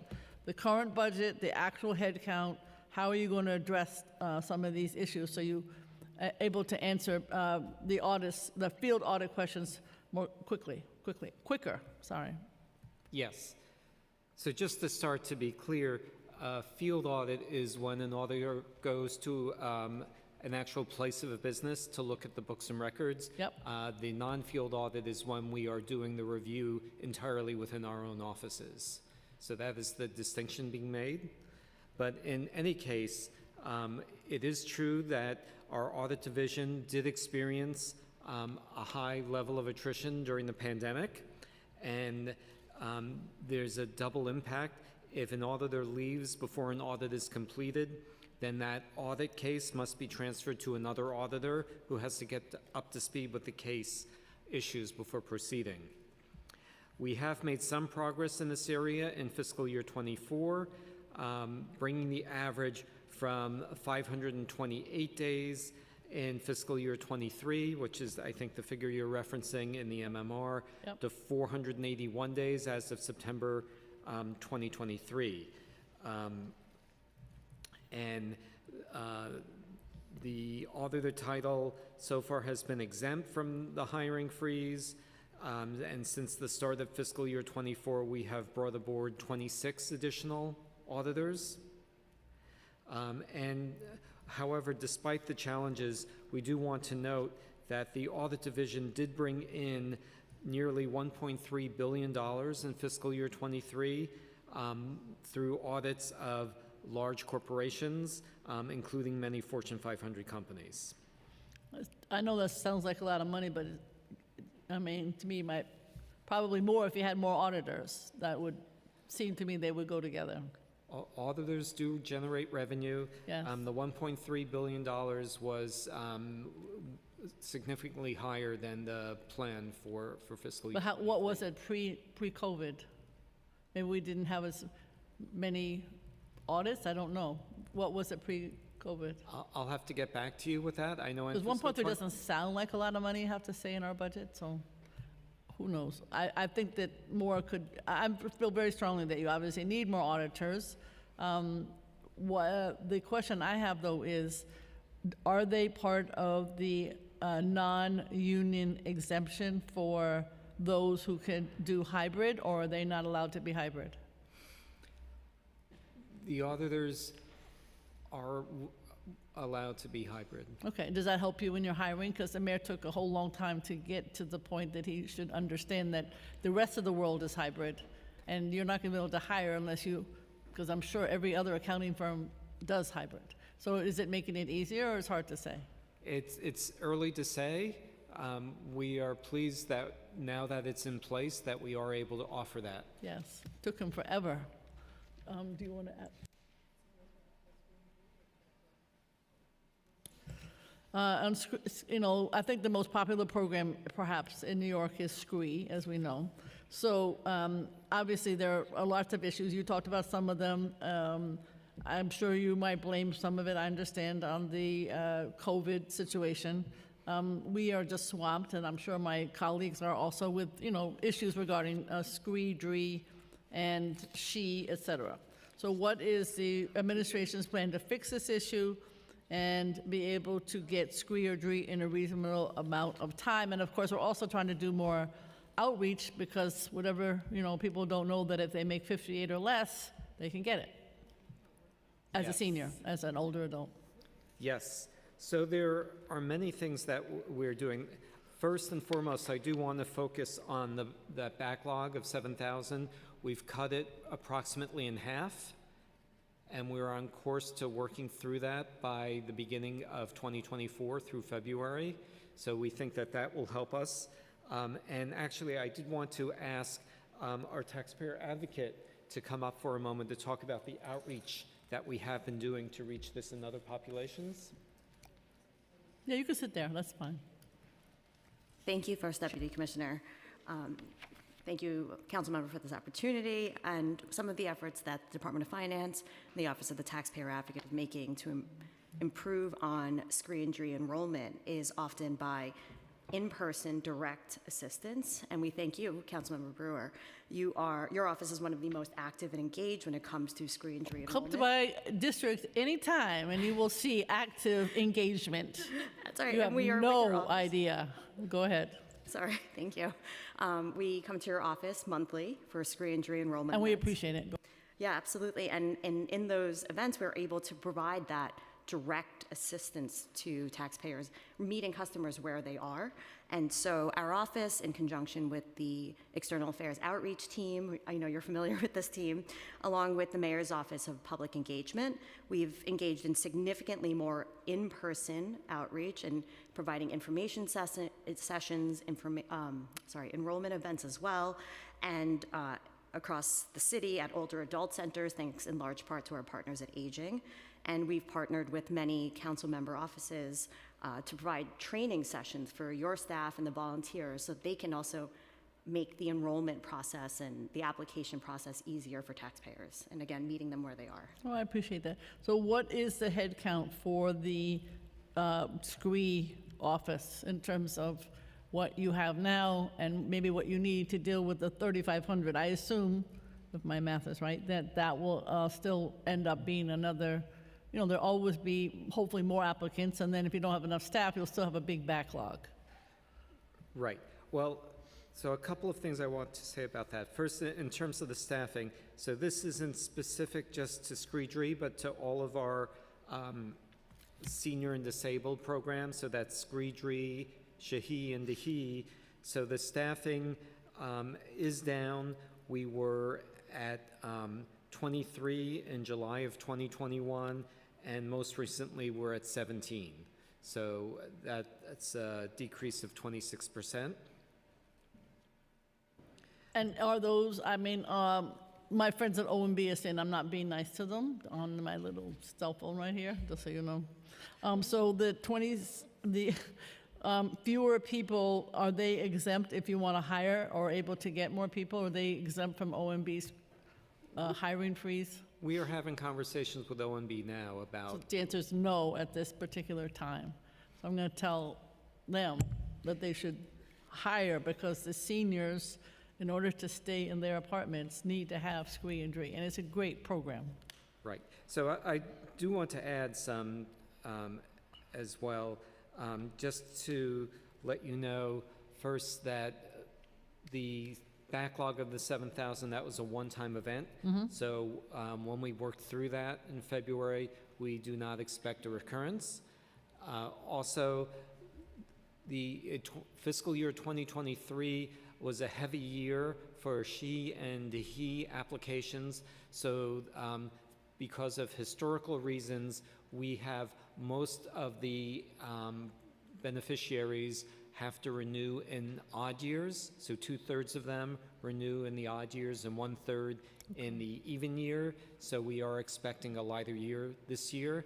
And the third thing I wanted to say was that we did, at the state level, were able to achieve new legislation that simplifies the income requirements across these programs so that they're consistent, and we're planning to use automatic income verification to increase the effectiveness and efficiency of our staff.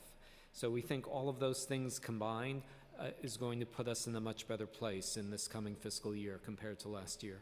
I know Councilmember Dinowitz has a bill too for those who are at Mitchell-Lama to do the population, to just populate the application, because they're slightly different, as you know, that comes under HPD perhaps, I don't know.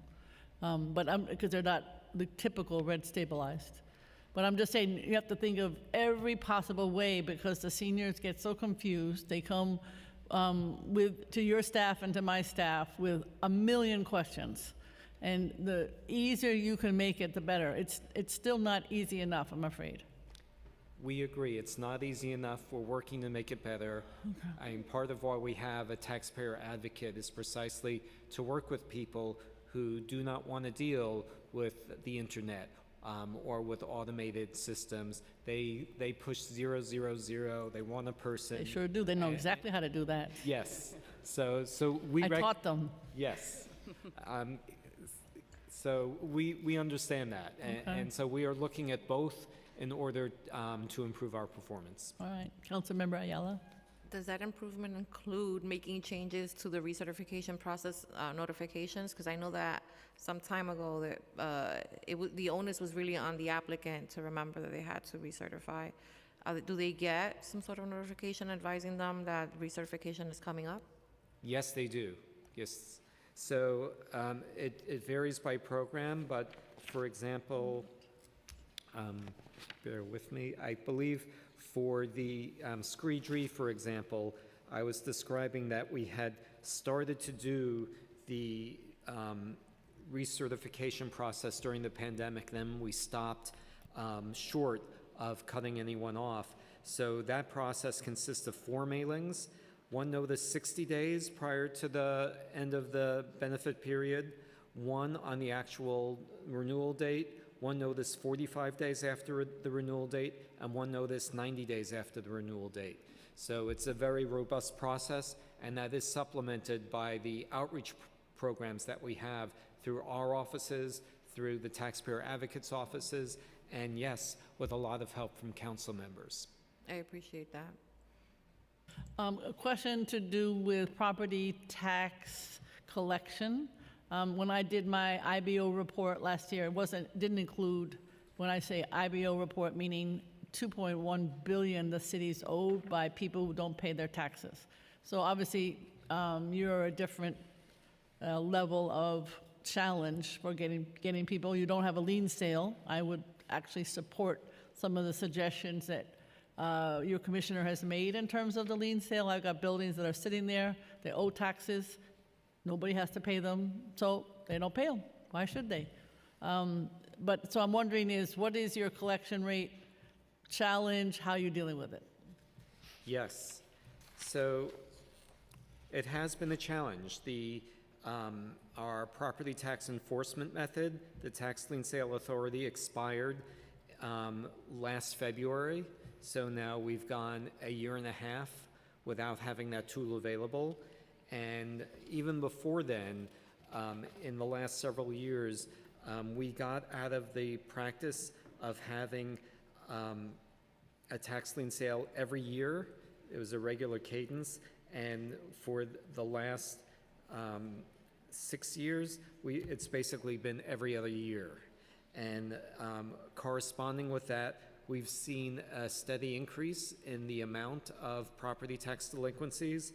So increasing from 338 million for fiscal year 18, which was the end of the string of regular annual tax lien sales, to through fiscal year 23, it had increased to 708 million. So that's a $370 million increase in tax delinquencies. So we are concerned about that. We understand that improvements to the process need to be made. The problem with the lien sale process was that it failed to distinguish between those who could pay but sought to avoid doing so, and those who were genuinely struggling, who were disproportionately low-income homeowners of color. We have been talking to you and other council members about our vision for improving it. We are ready to talk to any council member who wants to have that conversation with us, and we're very much looking forward to pushing that forward in the months to come. All right, I mean, somewhere between 300 million and 700 million would be a nice number to collect, depending on making sure that people, like you said, who can't pay don't get penalized, but the ones that I'm thinking of, they can pay. They just don't. So to be discussed. Yes, we look forward to those discussions. Okay. Councilmember Williams, you had another question, I think, for HRA? Yes, thank you. I lost it. All right, this is about SNAP and cash assistance. Of course, since COVID, there's been an increase in the need for public assistance, and we wanted to know what the current average monthly volume of new applications for each SNAP and cash assistance, and how does this compare to pre-pandemic levels and peak pandemic levels?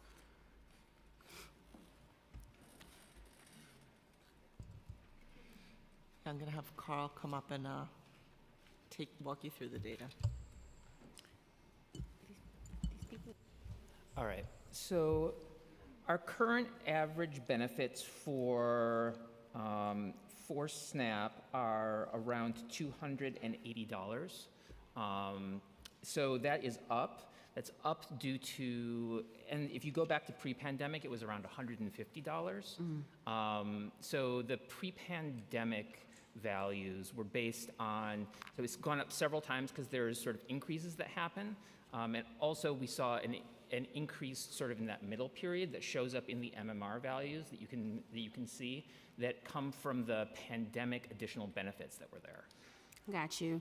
What is the currently average monthly volume of recertifications for each SNAP and cash assistance, and how does this compare to pre-pandemic levels and peak pandemic levels? So the values that I gave were overall for all people receiving SNAP. We don't break it down between sort of a new applicant, or a new applicant versus somebody who's recertifying. We just look at on average what's happening across the entire caseload. So you count recertifications the same as a new applicant? For the purpose of looking at an average benefit. Okay. Okay, cool. Is there any regular reporting on new application volume or recertifications you can point us to? The HRA fact sheet reports monthly on caseloads for programs such as SNAP and cash assistance, but no information on application or recertification volume is included. Cash assistance applications are reported on the PMMR and MMR, but those reports are only issued twice a year. Yeah. So the cash assistance application volume is in the DMMR that is published monthly. In the DMR.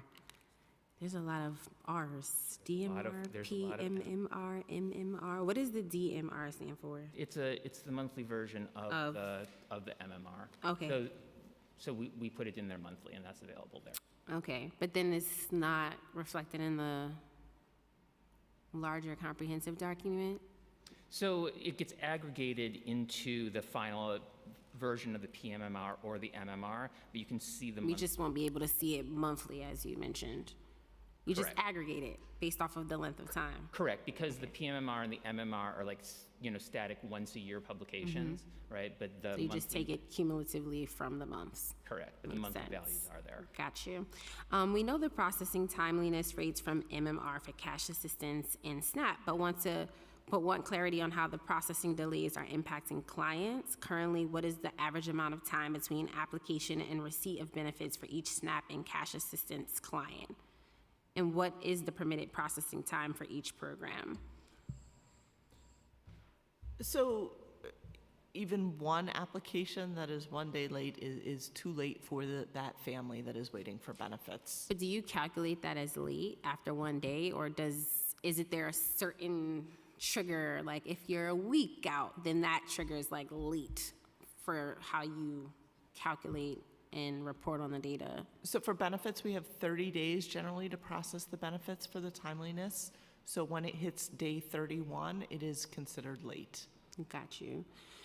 What is the timeline from someone submitting an application with an error, like missing a file or wrong format, to then learning about the error? And does this happen when they submit, or do they not find out until it's fully processed or the benefits were denied? So the way where they find out about errors or additional documents needed is the interview. So an individual applies online via Access HRA or in person at one of our centers or over the phone through one of our partners. The first step is the application. Then the second step is to call our on-demand system for the interview. And during the interview, the HRA worker is looking through everything that was submitted in the application, all the documents that have been uploaded so far. They're asking questions about any missing information that they can enter verbally from the individual. And at the end of the interview, they list out all the additional documentation that's needed in order to process the case. And we also mail to them the list of documents that are needed immediately after the application. The goal is for all of this, even if there are additional errors or additional documents needed, to happen within the 30-day period.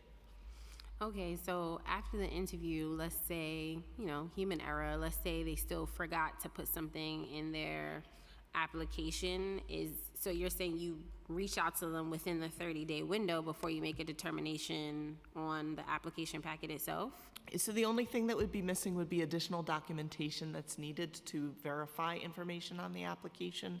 Anything they missed in filling out the application, we go through in the interview, we catch in the interview. There's nothing left after that except documentation. For example, you say that you're working and you're making $50 a week, and we need your pay stubs or other employment information to verify the 50 hours a week. Okay, so after pretty much the interview is a part of what happens before you make a determination? Absolutely. Okay, awesome.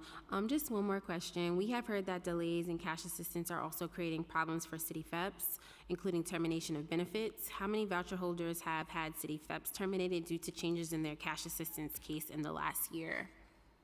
I'll have to get back to you on that number. Okay, no problem. Thank you, Chair. Thank you very much. We're going to go to NYCHA. In your testimony, I just had a question, because you talked about mold, elevators, and heat service regarding the feds, or at least the courts. And I know Mr. Schwartz, he makes a lot of money. Oh, my God. But he also includes lead. Why didn't you talk about lead in that paragraph? Thank you, Councilmember. I was simply trying to be brief in my remarks, but we have had tremendous improvement in our lead program, both what's in the MMR and since the MMR. Let me just find my lead numbers here. Mr. Schwartz talks about lead a lot. Yes, well, lead is a very, serious issue for NYCHA and many others. So I think I did mention in the testimony that the total number of units abated has increased by 426% between fiscal year 2022 and 2023. And so far in fiscal year 24, we've continued to do that level of production. As of September 2023, we've abated 1,233 units for lead, almost triple the number abated during the same time last year. So we've been very proud of how we've scaled up our lead program. It's a very serious environmental issue, and we've been really focused on scaling it up. In order to do a lead abatement, that usually involves relocation of residents temporarily for a few days while that work is performed for their own safety. And so in order to scale that up, we've had tremendous work with our residents to make sure they understand the importance of doing this work.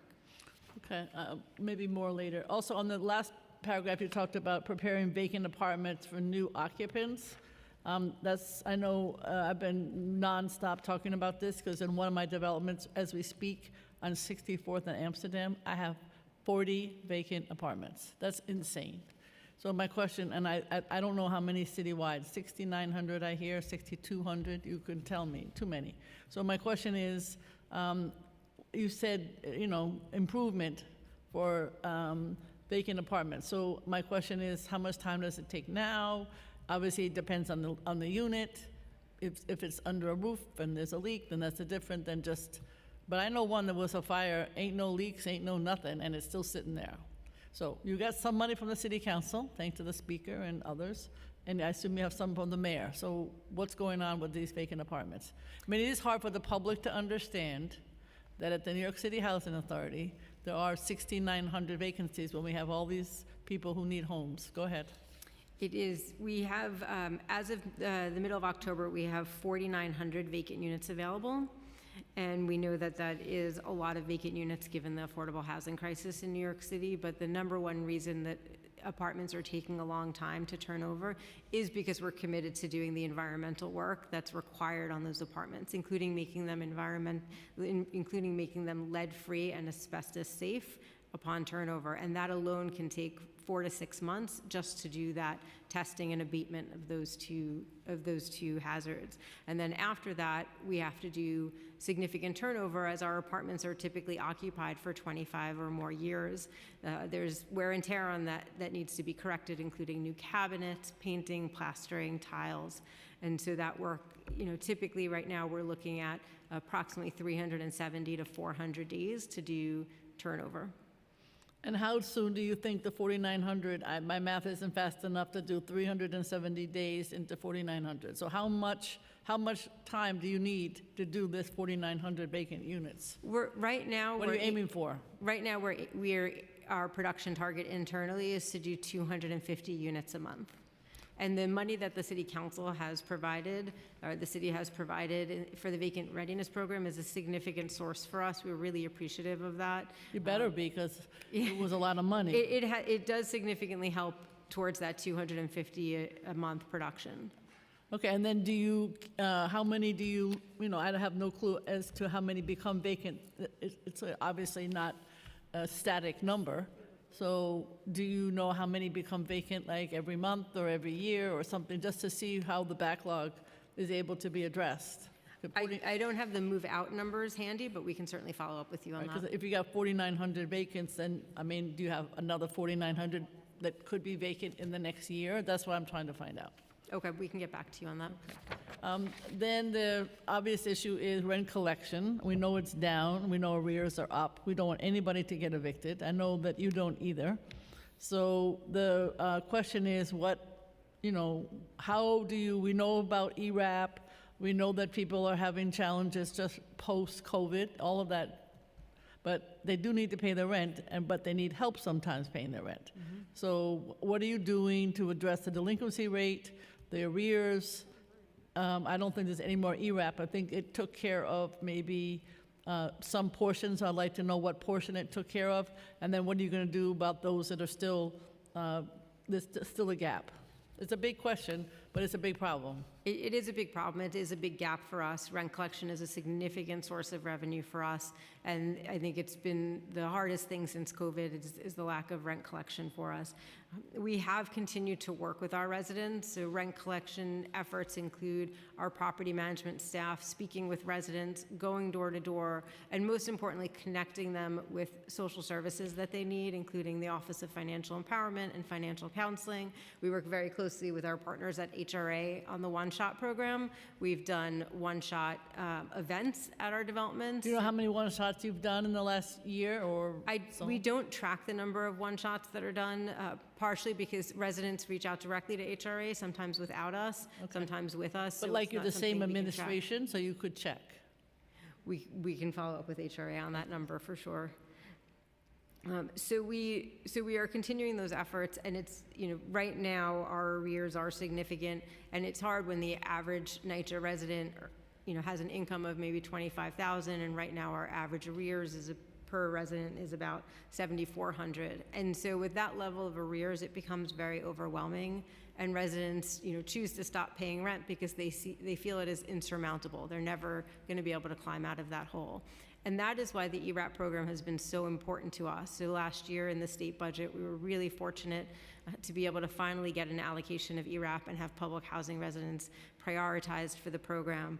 We are working closely with our state partners at ODADA in order to have those funds allocated to NYCHA now and then applied to resident accounts. We're hoping that we will begin applying the funding to resident accounts sometime in the next month. One of my friends just got his ERAP paid last week. So there must be something happening after months and months and months. What happened? After months and months, as I said, we've been working with our partners at ODADA to have the funding applied to the accounts, and that's starting to happen. And we hope that once residents see their arrears significantly reduced through the application of the ERAP, that they will begin in the habit again of paying rent. So how do you deal with this staff-wise? In other words, we hear from other agencies challenging on staff. Is that the same issue? Because this is what I would call retail work. You have to actually talk to every family and figure out what their challenges are and address them. You can't, there's no sending out an email and saying, hey, buddy, you got to pay your rent. That doesn't work. No, definitely not. And this is not a staffing issue for NYCHA. So the staff in the property management office are the first line I know, but sometimes they're nice and sometimes they're not in the property office. Well, they are the first line of defense with our residents, though as I said, we also have our family partnerships department that does connections with various social services, financial empowering, and really trying to meet the residents where they are and get them the services they need to get back into the habit of paying rent. All right, do you feel that this has had any marked improvement in the last couple of months in terms of what your the way in which you're trying to address these issues? We're not seeing it yet in the rent collection numbers, but we hope, as you say, once the ERAP is applied to resident accounts, we are hopeful to start seeing a change in that rent collection number. Soon? When you say when do you hope to see a change? Maybe starting December or January, where, as I said, we're hoping the application of the ERAP to tenant accounts is just starting now, so it'll happen over the course of the next month or two, and then we hope to see a change in the behavior. Okay. What do you believe is needed to close the gap in terms of the money number? Right now, we have, as of October 1st, 2023, we have $533 million in arrears. Okay. All right, that's quite a bit. Okay. I wanted to know about emergency service requests. That's always a challenge. They took over a day to resolve in 23. That would be emergency. And non-emergency, 65.4 days. That's a 5-year high. It's well beyond the 15-day target. So what accounts for these market increases? What is the current headcount and vacancy rate in the maintenance teams who resolve service requests? And I know that's a hard job. I know the number by heart, the CCC, and I would love to know this. You know, these are the issues that are in our offices every single day. Go ahead. So for the 2023 MMR indicator on emergency requests, approximately 80% of those emergency work orders are actually related to heat, but they're not related to our typical heat outages. They're individual unit complaints for heat, which are rated as emergency complaints. However, because because they're not connected to an outage, we actually have to have a staff person go to each of those individual apartments and check the temperature in those apartments. And so that accounts for why the fiscal year 2023 MMR is over 1 day for those complaints. Sometimes they come in and it's not till the next morning that we can get in there into the apartment to check the temperature. But isn't there like a startup tech group that everybody can have the information in their apartment and then you just have to read it as opposed to somebody having to go there? So it's not he said, she said? Are you familiar with Fix Heat?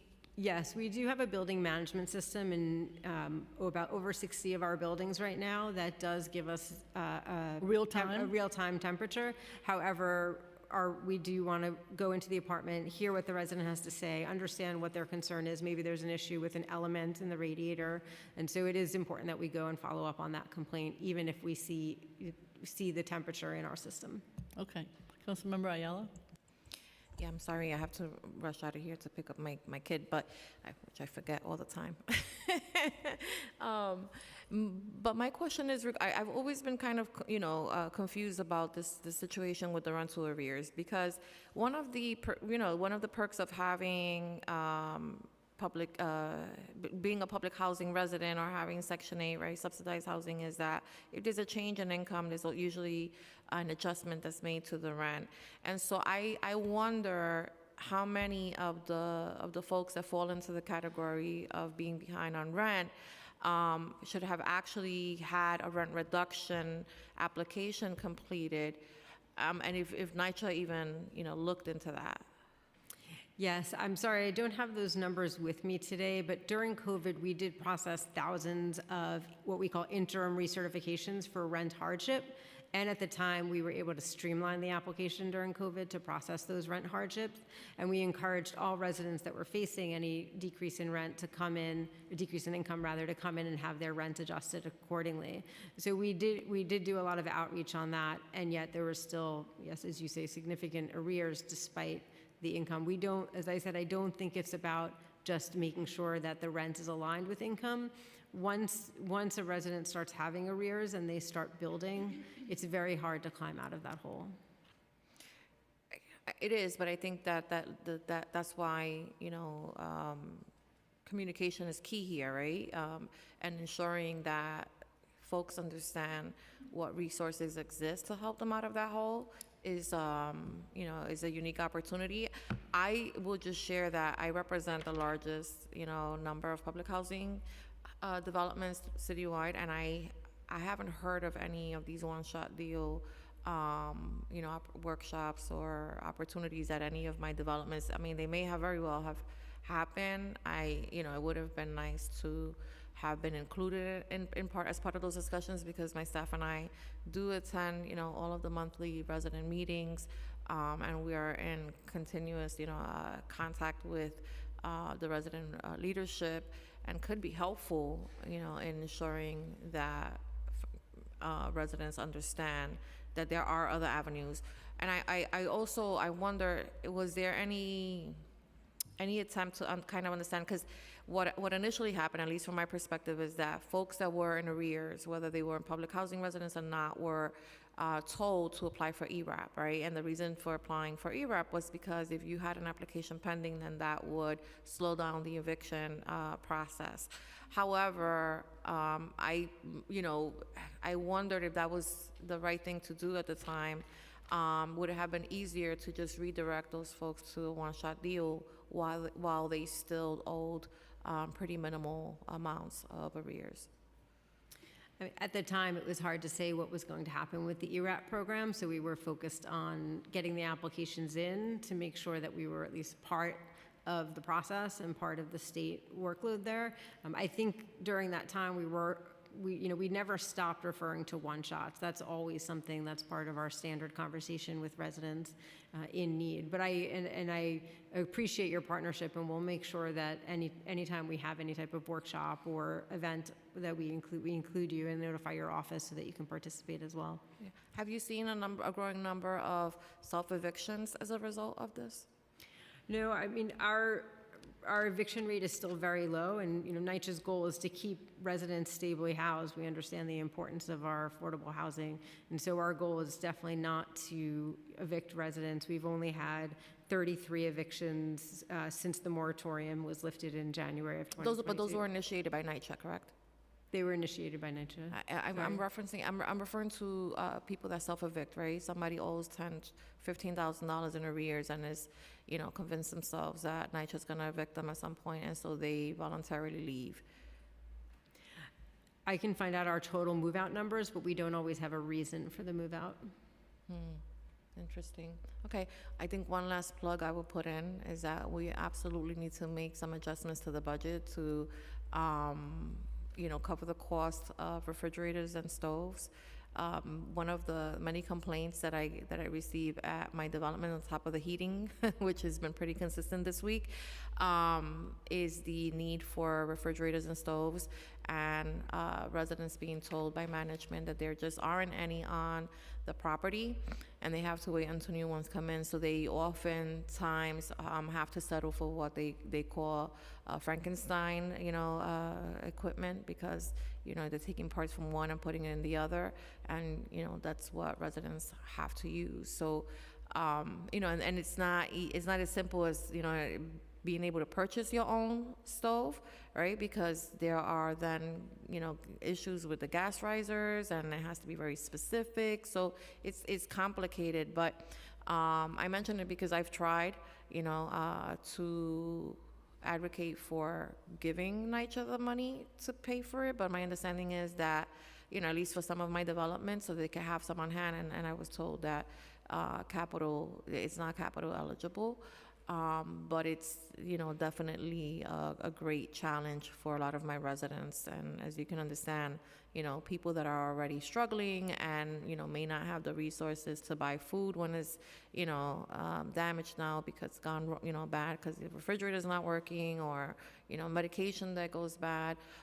These are things that happen. And, because I have such a high stock of developments, I see a lot of that. And so I would really greatly appreciate, if at some point I saw that reflected in any of the budgetary requests, because I have never seen it, and I don't understand why. Thank you. Yes, I agree. Appliances are a critical need for us, as are many other items, and NYCHA does have significant budget limitations. I will say I'm happy. I can follow up with you on stoves, as we are doing right now, a push to fix and replace broken stoves ahead of the holiday season, and I'm happy to share some data with you on that separately. Just please do not mess up the gas before Thanksgiving. I cross my fingers every day that Sounds the gas stays on. Thank you. You wanted to say something also about one-shots? Yeah. Yeah, I just wanted to say at the time when people were applying for ERAP benefits, one of the requirements of the state's ERAP program was that you had to apply for ERAP as opposed to a one-shot. So we did the right thing. I really think that it just confused folks, you know? And so after a while, they didn't hear back, you know, from the state, and they just, you know, maybe that's, you know, that contributed to their freezing in time, right? Because now they're like, wow, you know, the state didn't respond. Maybe I'm not eligible. What do I do? And my fear is always that people do self-evict because they get scared. You know, I was sitting in housing court the other day, and I had a gentleman, you know, had a similar situation. He lost his job, and, you know, he owed the arrears. He was waiting for his one-shot deal. He applied for it, getting pressure from the landlord, getting pressure from having to go to court. And so he took all his stuff out of the apartment and almost turned in the key. And thankfully, the judge was like, once you turn in the key, right, like, it's a different situation. But as of now, you're still a legal tenant, regardless of whether or not you still owe the arrears. And, you know, so I get it, and I understand that, you know, we're all doing the best that we can. But I feel really badly that I get to go home to my nice, you know, little stove and refrigerators, and, you know, they're functional, and I have to work with folks that sometimes have none, you know, for days, and that's horrible. And obviously, you know, as housing becomes more and more difficult to obtain in the city of New York, and we're building less and less subsidized housing, that, you know, it's imperative that we do whatever we can to ensure that people are not displaced unnecessarily. So thank you. One other question is, those that are not, have not been able to pay rent, without putting names necessarily, because that is probably not appropriate, but do you let the local officials know, I'm making this up, you have 30 people in your district, would like to work with you, or is that not something that's being done? This is an all-out effort, with all due respect, to get people to pay rent, and I think just having NYCHA visit them, maybe there's enough of a relationship in the community to help also. I truly appreciate your partnership and request for engagement. Unfortunately, that is protected information that we could not share, but I know during our efforts in Albany last year to get public housing residents in the ERAP bill, we did share with elected officials the number of residents in their districts and the amount of arrears they had. And that was a tremendous effort and partnership in bringing everyone together to realize how widespread the problem was. Okay, and you've shared it with city council members, at least on some new updated numbers also? We can do that. We would appreciate that. We'll figure out who it is with the number. Sure. We know how to do that. We know everybody. I know everyone. She knows everyone, wherever there is a member. And so I don't, anything else for design and construction. I know you charge a lot when you go fixing people's sewers, library. Libraries always complain that you charge them too much. That's what I hear. I think you talked a little bit with Councilmember Williams about the water mains. I think one of the questions I would have is, according to the MMR, I think you talked about this in your testimony, the projects completed decreased by 12.2%. So I wanted to know, because the one I know the best is the east side project, meaning the park, and that, I assume, just to let you, is that on budget and on time, despite all of the COVID issues? Yes, it is. You talk about the East Side Coastal Resiliency. Yes, that's the one I'm talking about. Absolutely, on schedule and on budget. Okay, so there are others then that have other challenges. Yes. So if it's not headcount, what are some of the reasons why there are decreasing metrics? What would be some of the reasons that you talked about with Councilmember Williams? But if you look at the report, most of the decrease is in public building area, the structures. And as I mentioned, we believe that, we know that one of the reasons for that to happen is because of all the emergency work that the Public Building Division has been tasked with. Because of the migrants you're talking about and the HERCs, right? The HERCs, the migrant, Bellevue, ACS, we're doing some 22 Reed Street, Rikers Island, all the borough-based jails. And And our role, and what has happened is that we need to, once we get these emergency projects, we assign the top staff. We need people who are competent and can make decisions quickly and quick assessment. It's an emergency declaration. So which means that the other project sort of suffers. It's not that we abandon the project, but again, it's not the efficiency is gone because we have taken the top people out of there and reassigned them. So that's what's happening. That's the reason we think.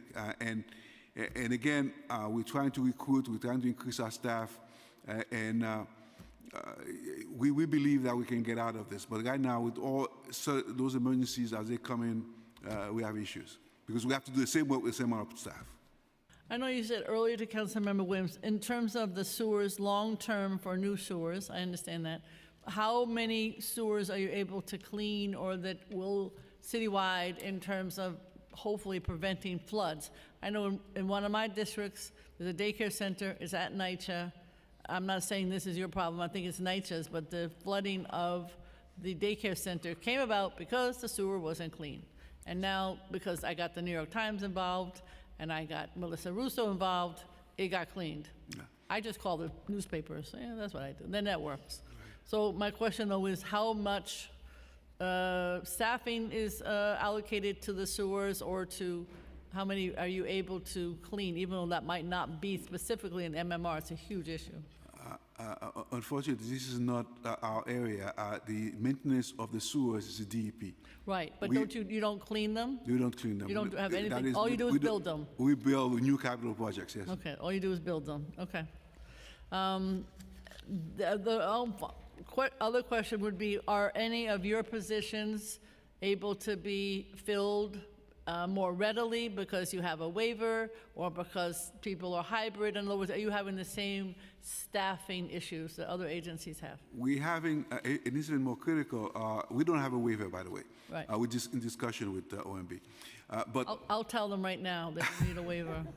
I'm tired of them emailing me. And what we need is essentially, besides the administrative staff, but more importantly, to deliver these projects, I need engineers and architects. Right. And there's a shortage of that nationwide. And we're competing with the private industry and other city agencies that are looking for the same type of people. Despite that, we make a tremendous effort for recruitment. We go to the schools, we hold hiring pools and so on and so forth. So we've been able to fill about 188 positions. We still have 126 vacancies left, which is a combination of a technical and administrative, and we're talking to OMB to basically say, the program is increasing, we need people. Do you think the mayor finally coming around to hybrid will help? Because your people can easily go to an architectural engineering firm that has hybrid. That is true, and we are offering this now at this point at the DC also. Only took them a year. Oh, well, yes. All right. Any other? All right. Thank you very much. We appreciate your work and much more discussion to go. Thank you so Thank much. you. Thank you very much. Thank you. Thank you very much for your testimony. We will next hear from Louisa Chafee and Sarita Subramanian of the New York City Independent Budget Office.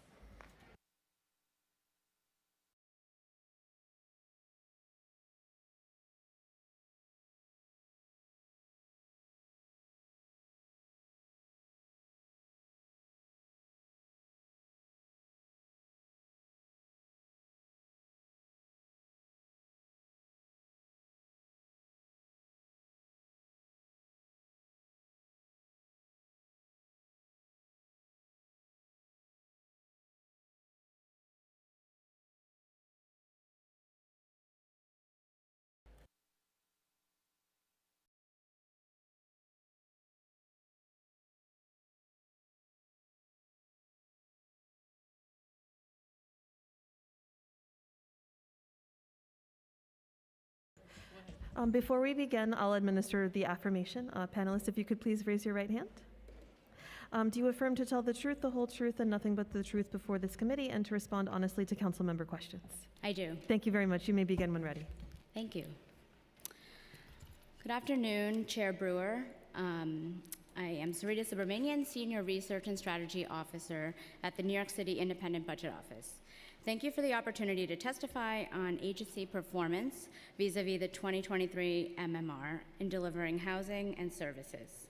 In this testimony, I will focus on a few key areas within the New York City Housing Authority, Department of Social Services, and Department of Education, where IBO was also able to use data on staffing levels through the city's payroll management system to analyze the level of staff turnover over the last year. First, regarding delays and timeliness of repairs and turnover of vacant apartments at NYCHA. NYCHA reported substantial timing increases in several critical indicators, attributing the delays to an increase in demand with no comparable increase in staffing to address specialized areas. The average times to prepare vacant apartments and to turn them around more than doubled from 2022, with both metrics reaching over 365 days. In 2019, the average times were both less than 90 days, marking a significant upward trend over the past 5 years. The MMR attributes this to aging conditions in buildings, which require time-consuming repairs and remodeling. The other metric related to service requests in NYCHA's capacity as a landlord. The average time to resolve emergency requests exceeded the 24-hour target, increasing by 26% since 2022 and more than doubling since 2019. The MMR states that most emergency requests relate to heat and hot water, which took longer to resolve in 2023 due to a lack of adequate specialized staff. Resolving non-emergency service requests has increased by a larger percentage than emergency requests, reaching 65 hours in 2023 and a 33% increase from 2022, and more than tripling since 2019. The MMR attributes this to a backlog of work orders from the pandemic, during which non-emergency work was put on hold. IBO found that although headcount at NYCHA has increased compared with June 2022, the average experience level of staff has declined due to high turnover rates, with more experienced staff leaving at relatively higher rates than in past years. This leaves less experienced staff to prepare vacant units and respond to service requests. According to the city's payroll management system, headcount has increased by 1.5% since June 2022. However, NYCHA's staff turnover rate was nearly 20% in that time. With regards to timeliness of cash and food assistance declining despite increased hiring of eligibility specialists, for HRA, IBO continues to monitor to focus on the timeliness of benefit processing indicators. IBO observed the starkest declines in timeliness for processing cash assistance with applications within 30 days, down to 29% of all applications, from 82% 1 year ago. Applicants receiving cash assistance is also the subject of a legal aid and New York Legal Assistance Group lawsuit in progress against the city. There were also sizable changes in processing supplemental food assistance, or SNAP, benefits within 30 days. The metric has declined to just under 40% of all applications, from 60% 1 year ago and 92% 2 years ago.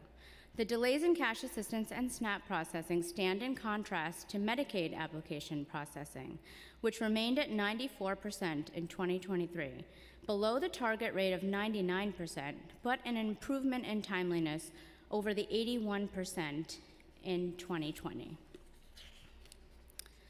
At HRA, total headcount has increased by about 1.5% since the end of 2022, but turnover in that same period was approximately 16%, signaling retention issues and a less experienced workforce on average. The number of eligibility specialists, one of the critical positions that work to approve benefit applications, declined 11%, about 225 employees, between June 30th, 2020 and 2023.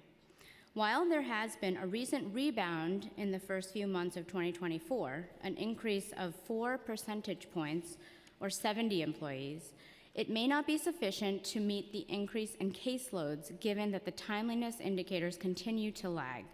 The number of cash assistance recipients has grown almost 13% over the last year, increasing from more than 585,000 recipients to more than 660,000. The number of SNAP recipients has held relatively steady at around 1.7 million. In the interest of time, I'm going to talk about the Department of Education, but the testimony does include some details on DHS as well. Student and teacher absence rates at the Department of Education remain higher than pre-pandemic levels. In 2023, the MMR reported that about 64% of students had attendance rates of 90% or higher. In other words, roughly 36% of students were absent in at least 10% of the school year, a threshold that the DOE and State Education Department use as a measure of chronic absenteeism. While 2023 marks a decrease in chronic absenteeism from the previous year, during which nearly 40% of students were chronically absent, the indicator is still 10 percentage points higher than the pre-pandemic rate of 26% in 2019. IBO's recently updated education indicators for school year 21-22 provided some warning signs for higher levels of chronic absentee rates, particularly for some student subgroups. For traditional public school students in school districts 1 through 32, we found chronic absenteeism rates highest for students with disabilities, students from low-income neighborhoods, and students in temporary housing. Chronic absentee rates were largest for students in high school overall. Among high school students, while 40% of general education students were chronically absent that year, the rate for students with disabilities was 57%.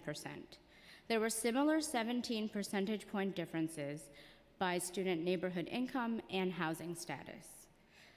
The MMR also reported an increase in teacher absences. In 2023, nearly 19% of teachers were absent 11 days or more. Before the pandemic, in 2019, only 13% of teachers were absent that many days.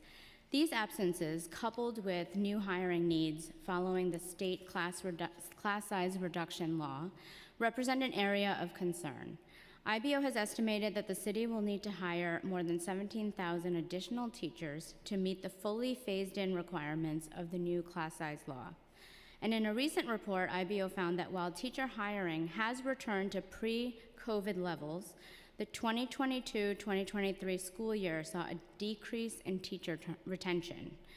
As the rate of returning teachers has declined, the overall number of teachers also decreased by 2,500 teachers compared with the workforce in 2018-19. IBO will be monitoring further changes in teacher headcount, especially after the recent announcement by the Adams administration to reduce school budgets this year due to lower than expected enrollment. Thank you again for the opportunity to testify, and I'm happy to answer your questions. Well, first of all, thank you to IBO for your excellent oversight on the budget. It's much, much appreciated. I certainly have called on you to do many different things.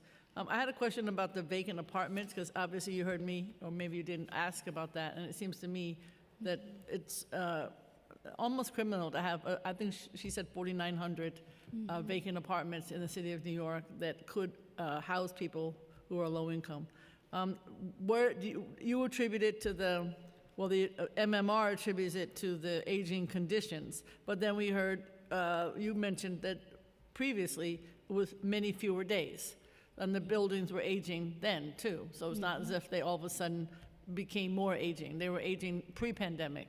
So do you have any, do you think it's a staffing issue, or do you have any other suggestions? We didn't really get an answer. There is money. It's not, I mean, there's, you know, 73 million is what the city council allocated. Go ahead.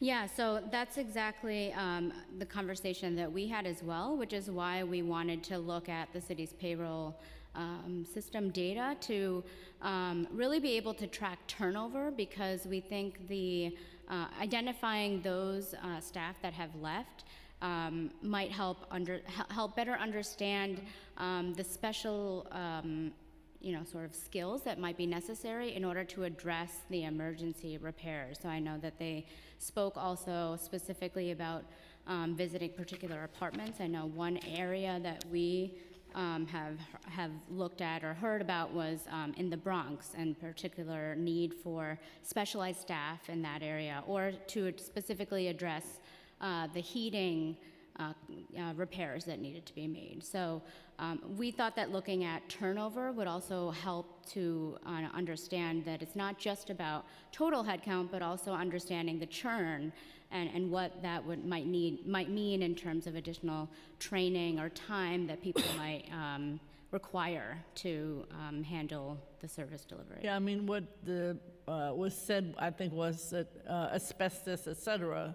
Well, I don't know that there was more or less from pre-COVID. I mean, if it was there then, it's going to be there now. It seems to me that your analysis makes sense, but you still need to be able to figure out how to do it.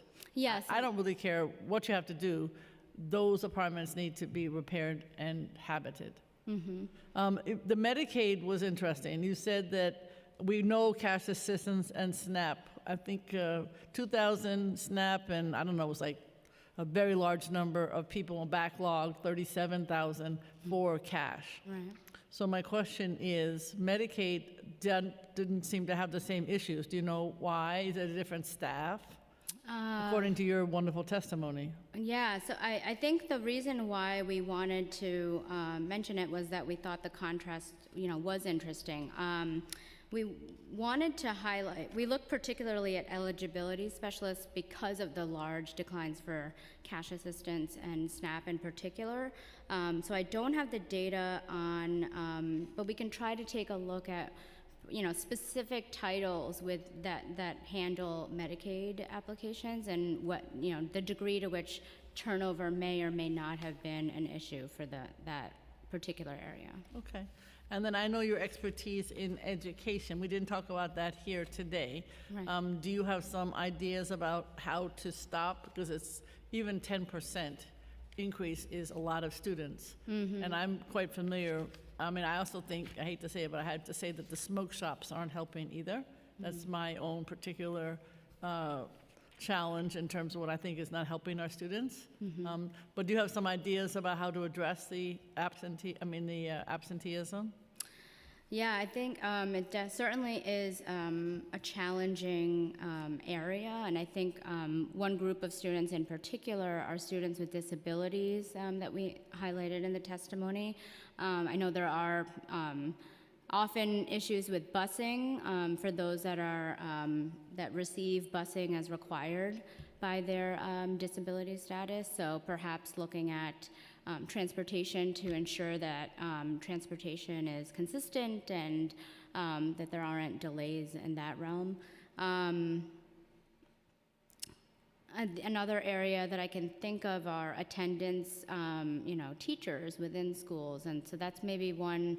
We haven't looked specifically at that and whether staffing in that particular area might be an issue. So, yeah. Well, there's no question. We've had a couple of hearings on the lack of bus transportation reliability, and we're certainly going to continue that issue, but particularly for the students who need it the most. The migrant children have been a great asset to the schools, at least in Manhattan, because they have upped the numbers of students in underpopulated schools. Right. So I know you mentioned that lower than expected enrollment, obviously that impacts school budgets. Right. I personally would hope that we don't cut the school budgets, but that's a discussion for the budget negotiation. But I do think that the lower than expected enrollment may have now be higher because of the, whatever it is, 2,700, 2,200, 2,100 students from asylum families. Is that your understanding also? So we don't yet have data for this school year on that, but based on previous, yes. Right. Oh, so you don't have it. So your lower than expected enrollment does not include this school year. Well, so this was, it's not based on our data, but more the announcement that was made. And so I know that technically the audit enrollment date was yesterday. So I'm expecting to hear some preliminary figures probably from the DOE in the coming weeks. So we'll see what the enrollment is. Right. Okay. Thank you very much for your testimony. Sure, you're Thank welcome. Thank you, Chair. We will now turn to public testimony. We will be limiting public testimony today to 2 minutes each. Please note that if your prepared testimony exceeds 2 minutes, in addition to testifying before the committee today, you may also submit your full testimony to the record up to 72 hours after the close of this hearing by emailing it to testimony@council.nyc.gov. If you are here to testify in person and you have not yet completed a witness slip, please visit the sergeant's table and complete a witness slip now, even if you registered to testify online. For in-person panelists, please come up to the table once your name has been called.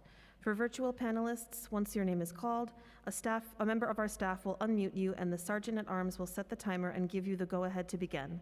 Please wait for the sergeant to announce that you may begin before delivering your testimony. Now I will call our in-person panel, Ms. Deborah Elliott Bloodman and Annie Wilson.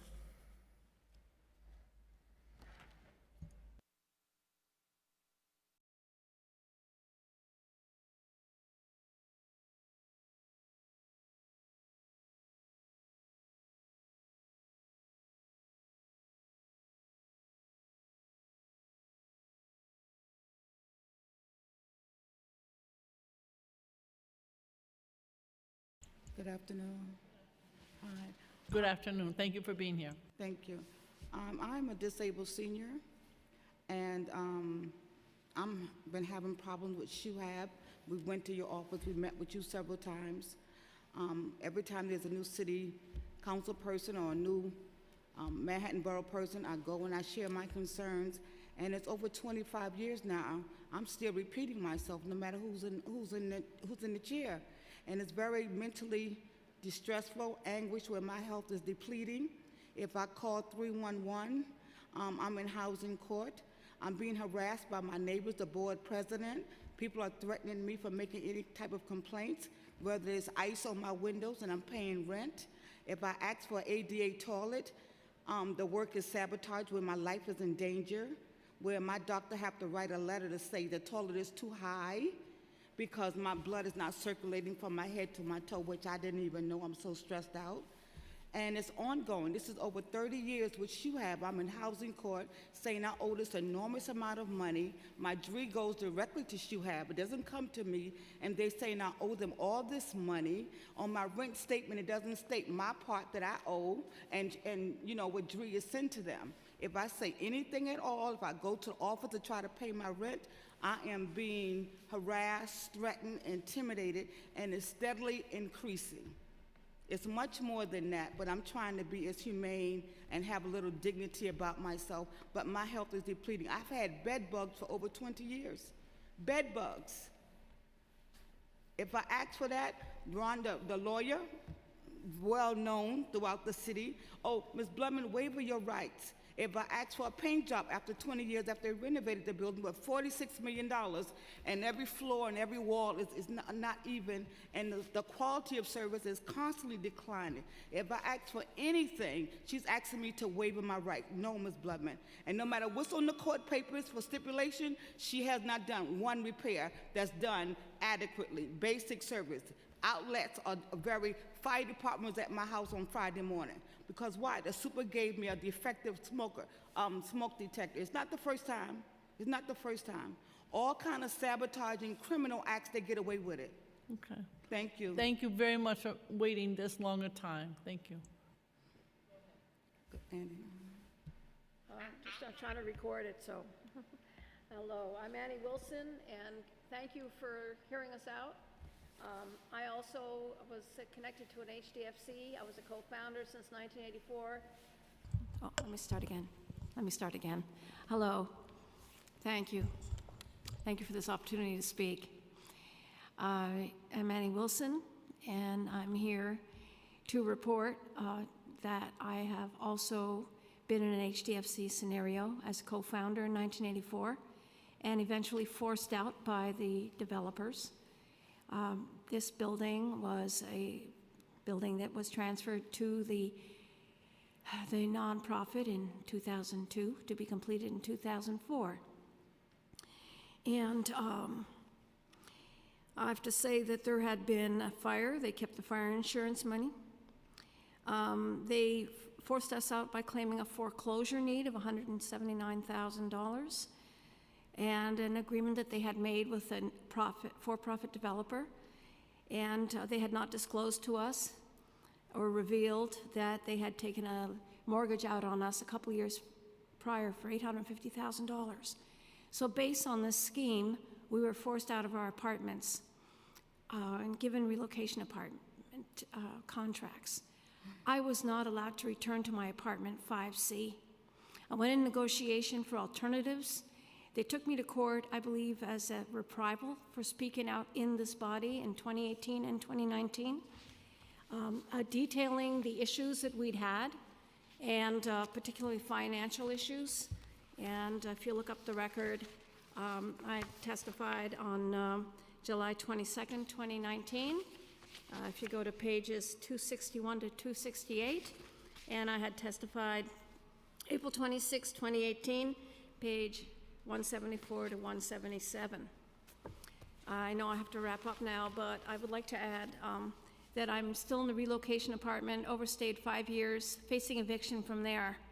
And I would like to work and meet with you and help with any kind of investigation needed, because the situation is dire right now for me and others. All right. Thank you. And what borough are you in? It was 13th Street, Lower Manhattan. 13th Street, Manhattan. Okay. Yeah. I'll be glad to. I'll give you my card. I'll be glad to meet with both of you at any time. Okay. Thank you. Thank you very much. And thank you for waiting all day. Thank you. Thank you.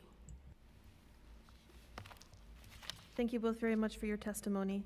Now we will turn to virtual panelists. We will hear first from Juan Diaz, followed by Theo Chino. Again, please wait for the Sergeant at Arms to announce that you may begin before starting your testimony. But we'll now hear from Juan Diaz. You may begin. Thank you. Thank you, Chair Brewer, for holding today's important hearing. My name is Juan Diaz, and I am a Policy and Advocate Associate at Citizens Community for Children, a multi-issue children's advocacy organization. CCC is also a steering committee of the Family Homeless Coalition. The recent major management report highlights the need to fully staff HPD, DHS, and HRA to streamline housing application and reduce the paperwork so that families with children could remain housed and secure housing timely. For instance, the MMR report reveals that the percentage of lottery projects that completed application approval within 6 months decreased from 42% in fiscal year 22 to 32% in fiscal year 23. The major proposed 15% cut in agencies like the Department of Social Services and the Department of Homeless Services will further extend the time individuals and families receive housing and public assistance benefits. Therefore, CCC and FHC partners urge the city administration to exempt DSS, HRA, DHS, HPD from the measure's 50% PEC and hire and freeze, prioritizing the filing of open agency staff lines and reject cuts to nonprofit human services agencies and homeless shelter providers. Additionally, we urge the city administration to allow all families to access HPD set-asides, regardless of which shelter system they are in, as promised by the Adams administration of page 51 of the Housing Our Neighborhood Blueprint. Also, reduce the steps and streamline to fill the vacant affordable housing units made available through the Housing Connect to meaningfully reduce lease-up timetables. Lastly, prioritize access to home-based services by refraining from budget cuts and advocating for additional funding to expand capacity within existing programs and open new sites to ensure that families in the community have access to supportive services such as emergency rental assistance, housing subsidy renewals, and legal assistance to avoid shelter entrance and continue their path to housing and economic mobility. Thank you for the opportunity to testify. A written testimony will be submitted with more details and recommendations. I want to thank you very much. You know, I'm a huge fan of CCC and really concise, excellent testimony. Thank you. Thank you very much for your testimony. We'll next hear from Theo Chino. You may begin.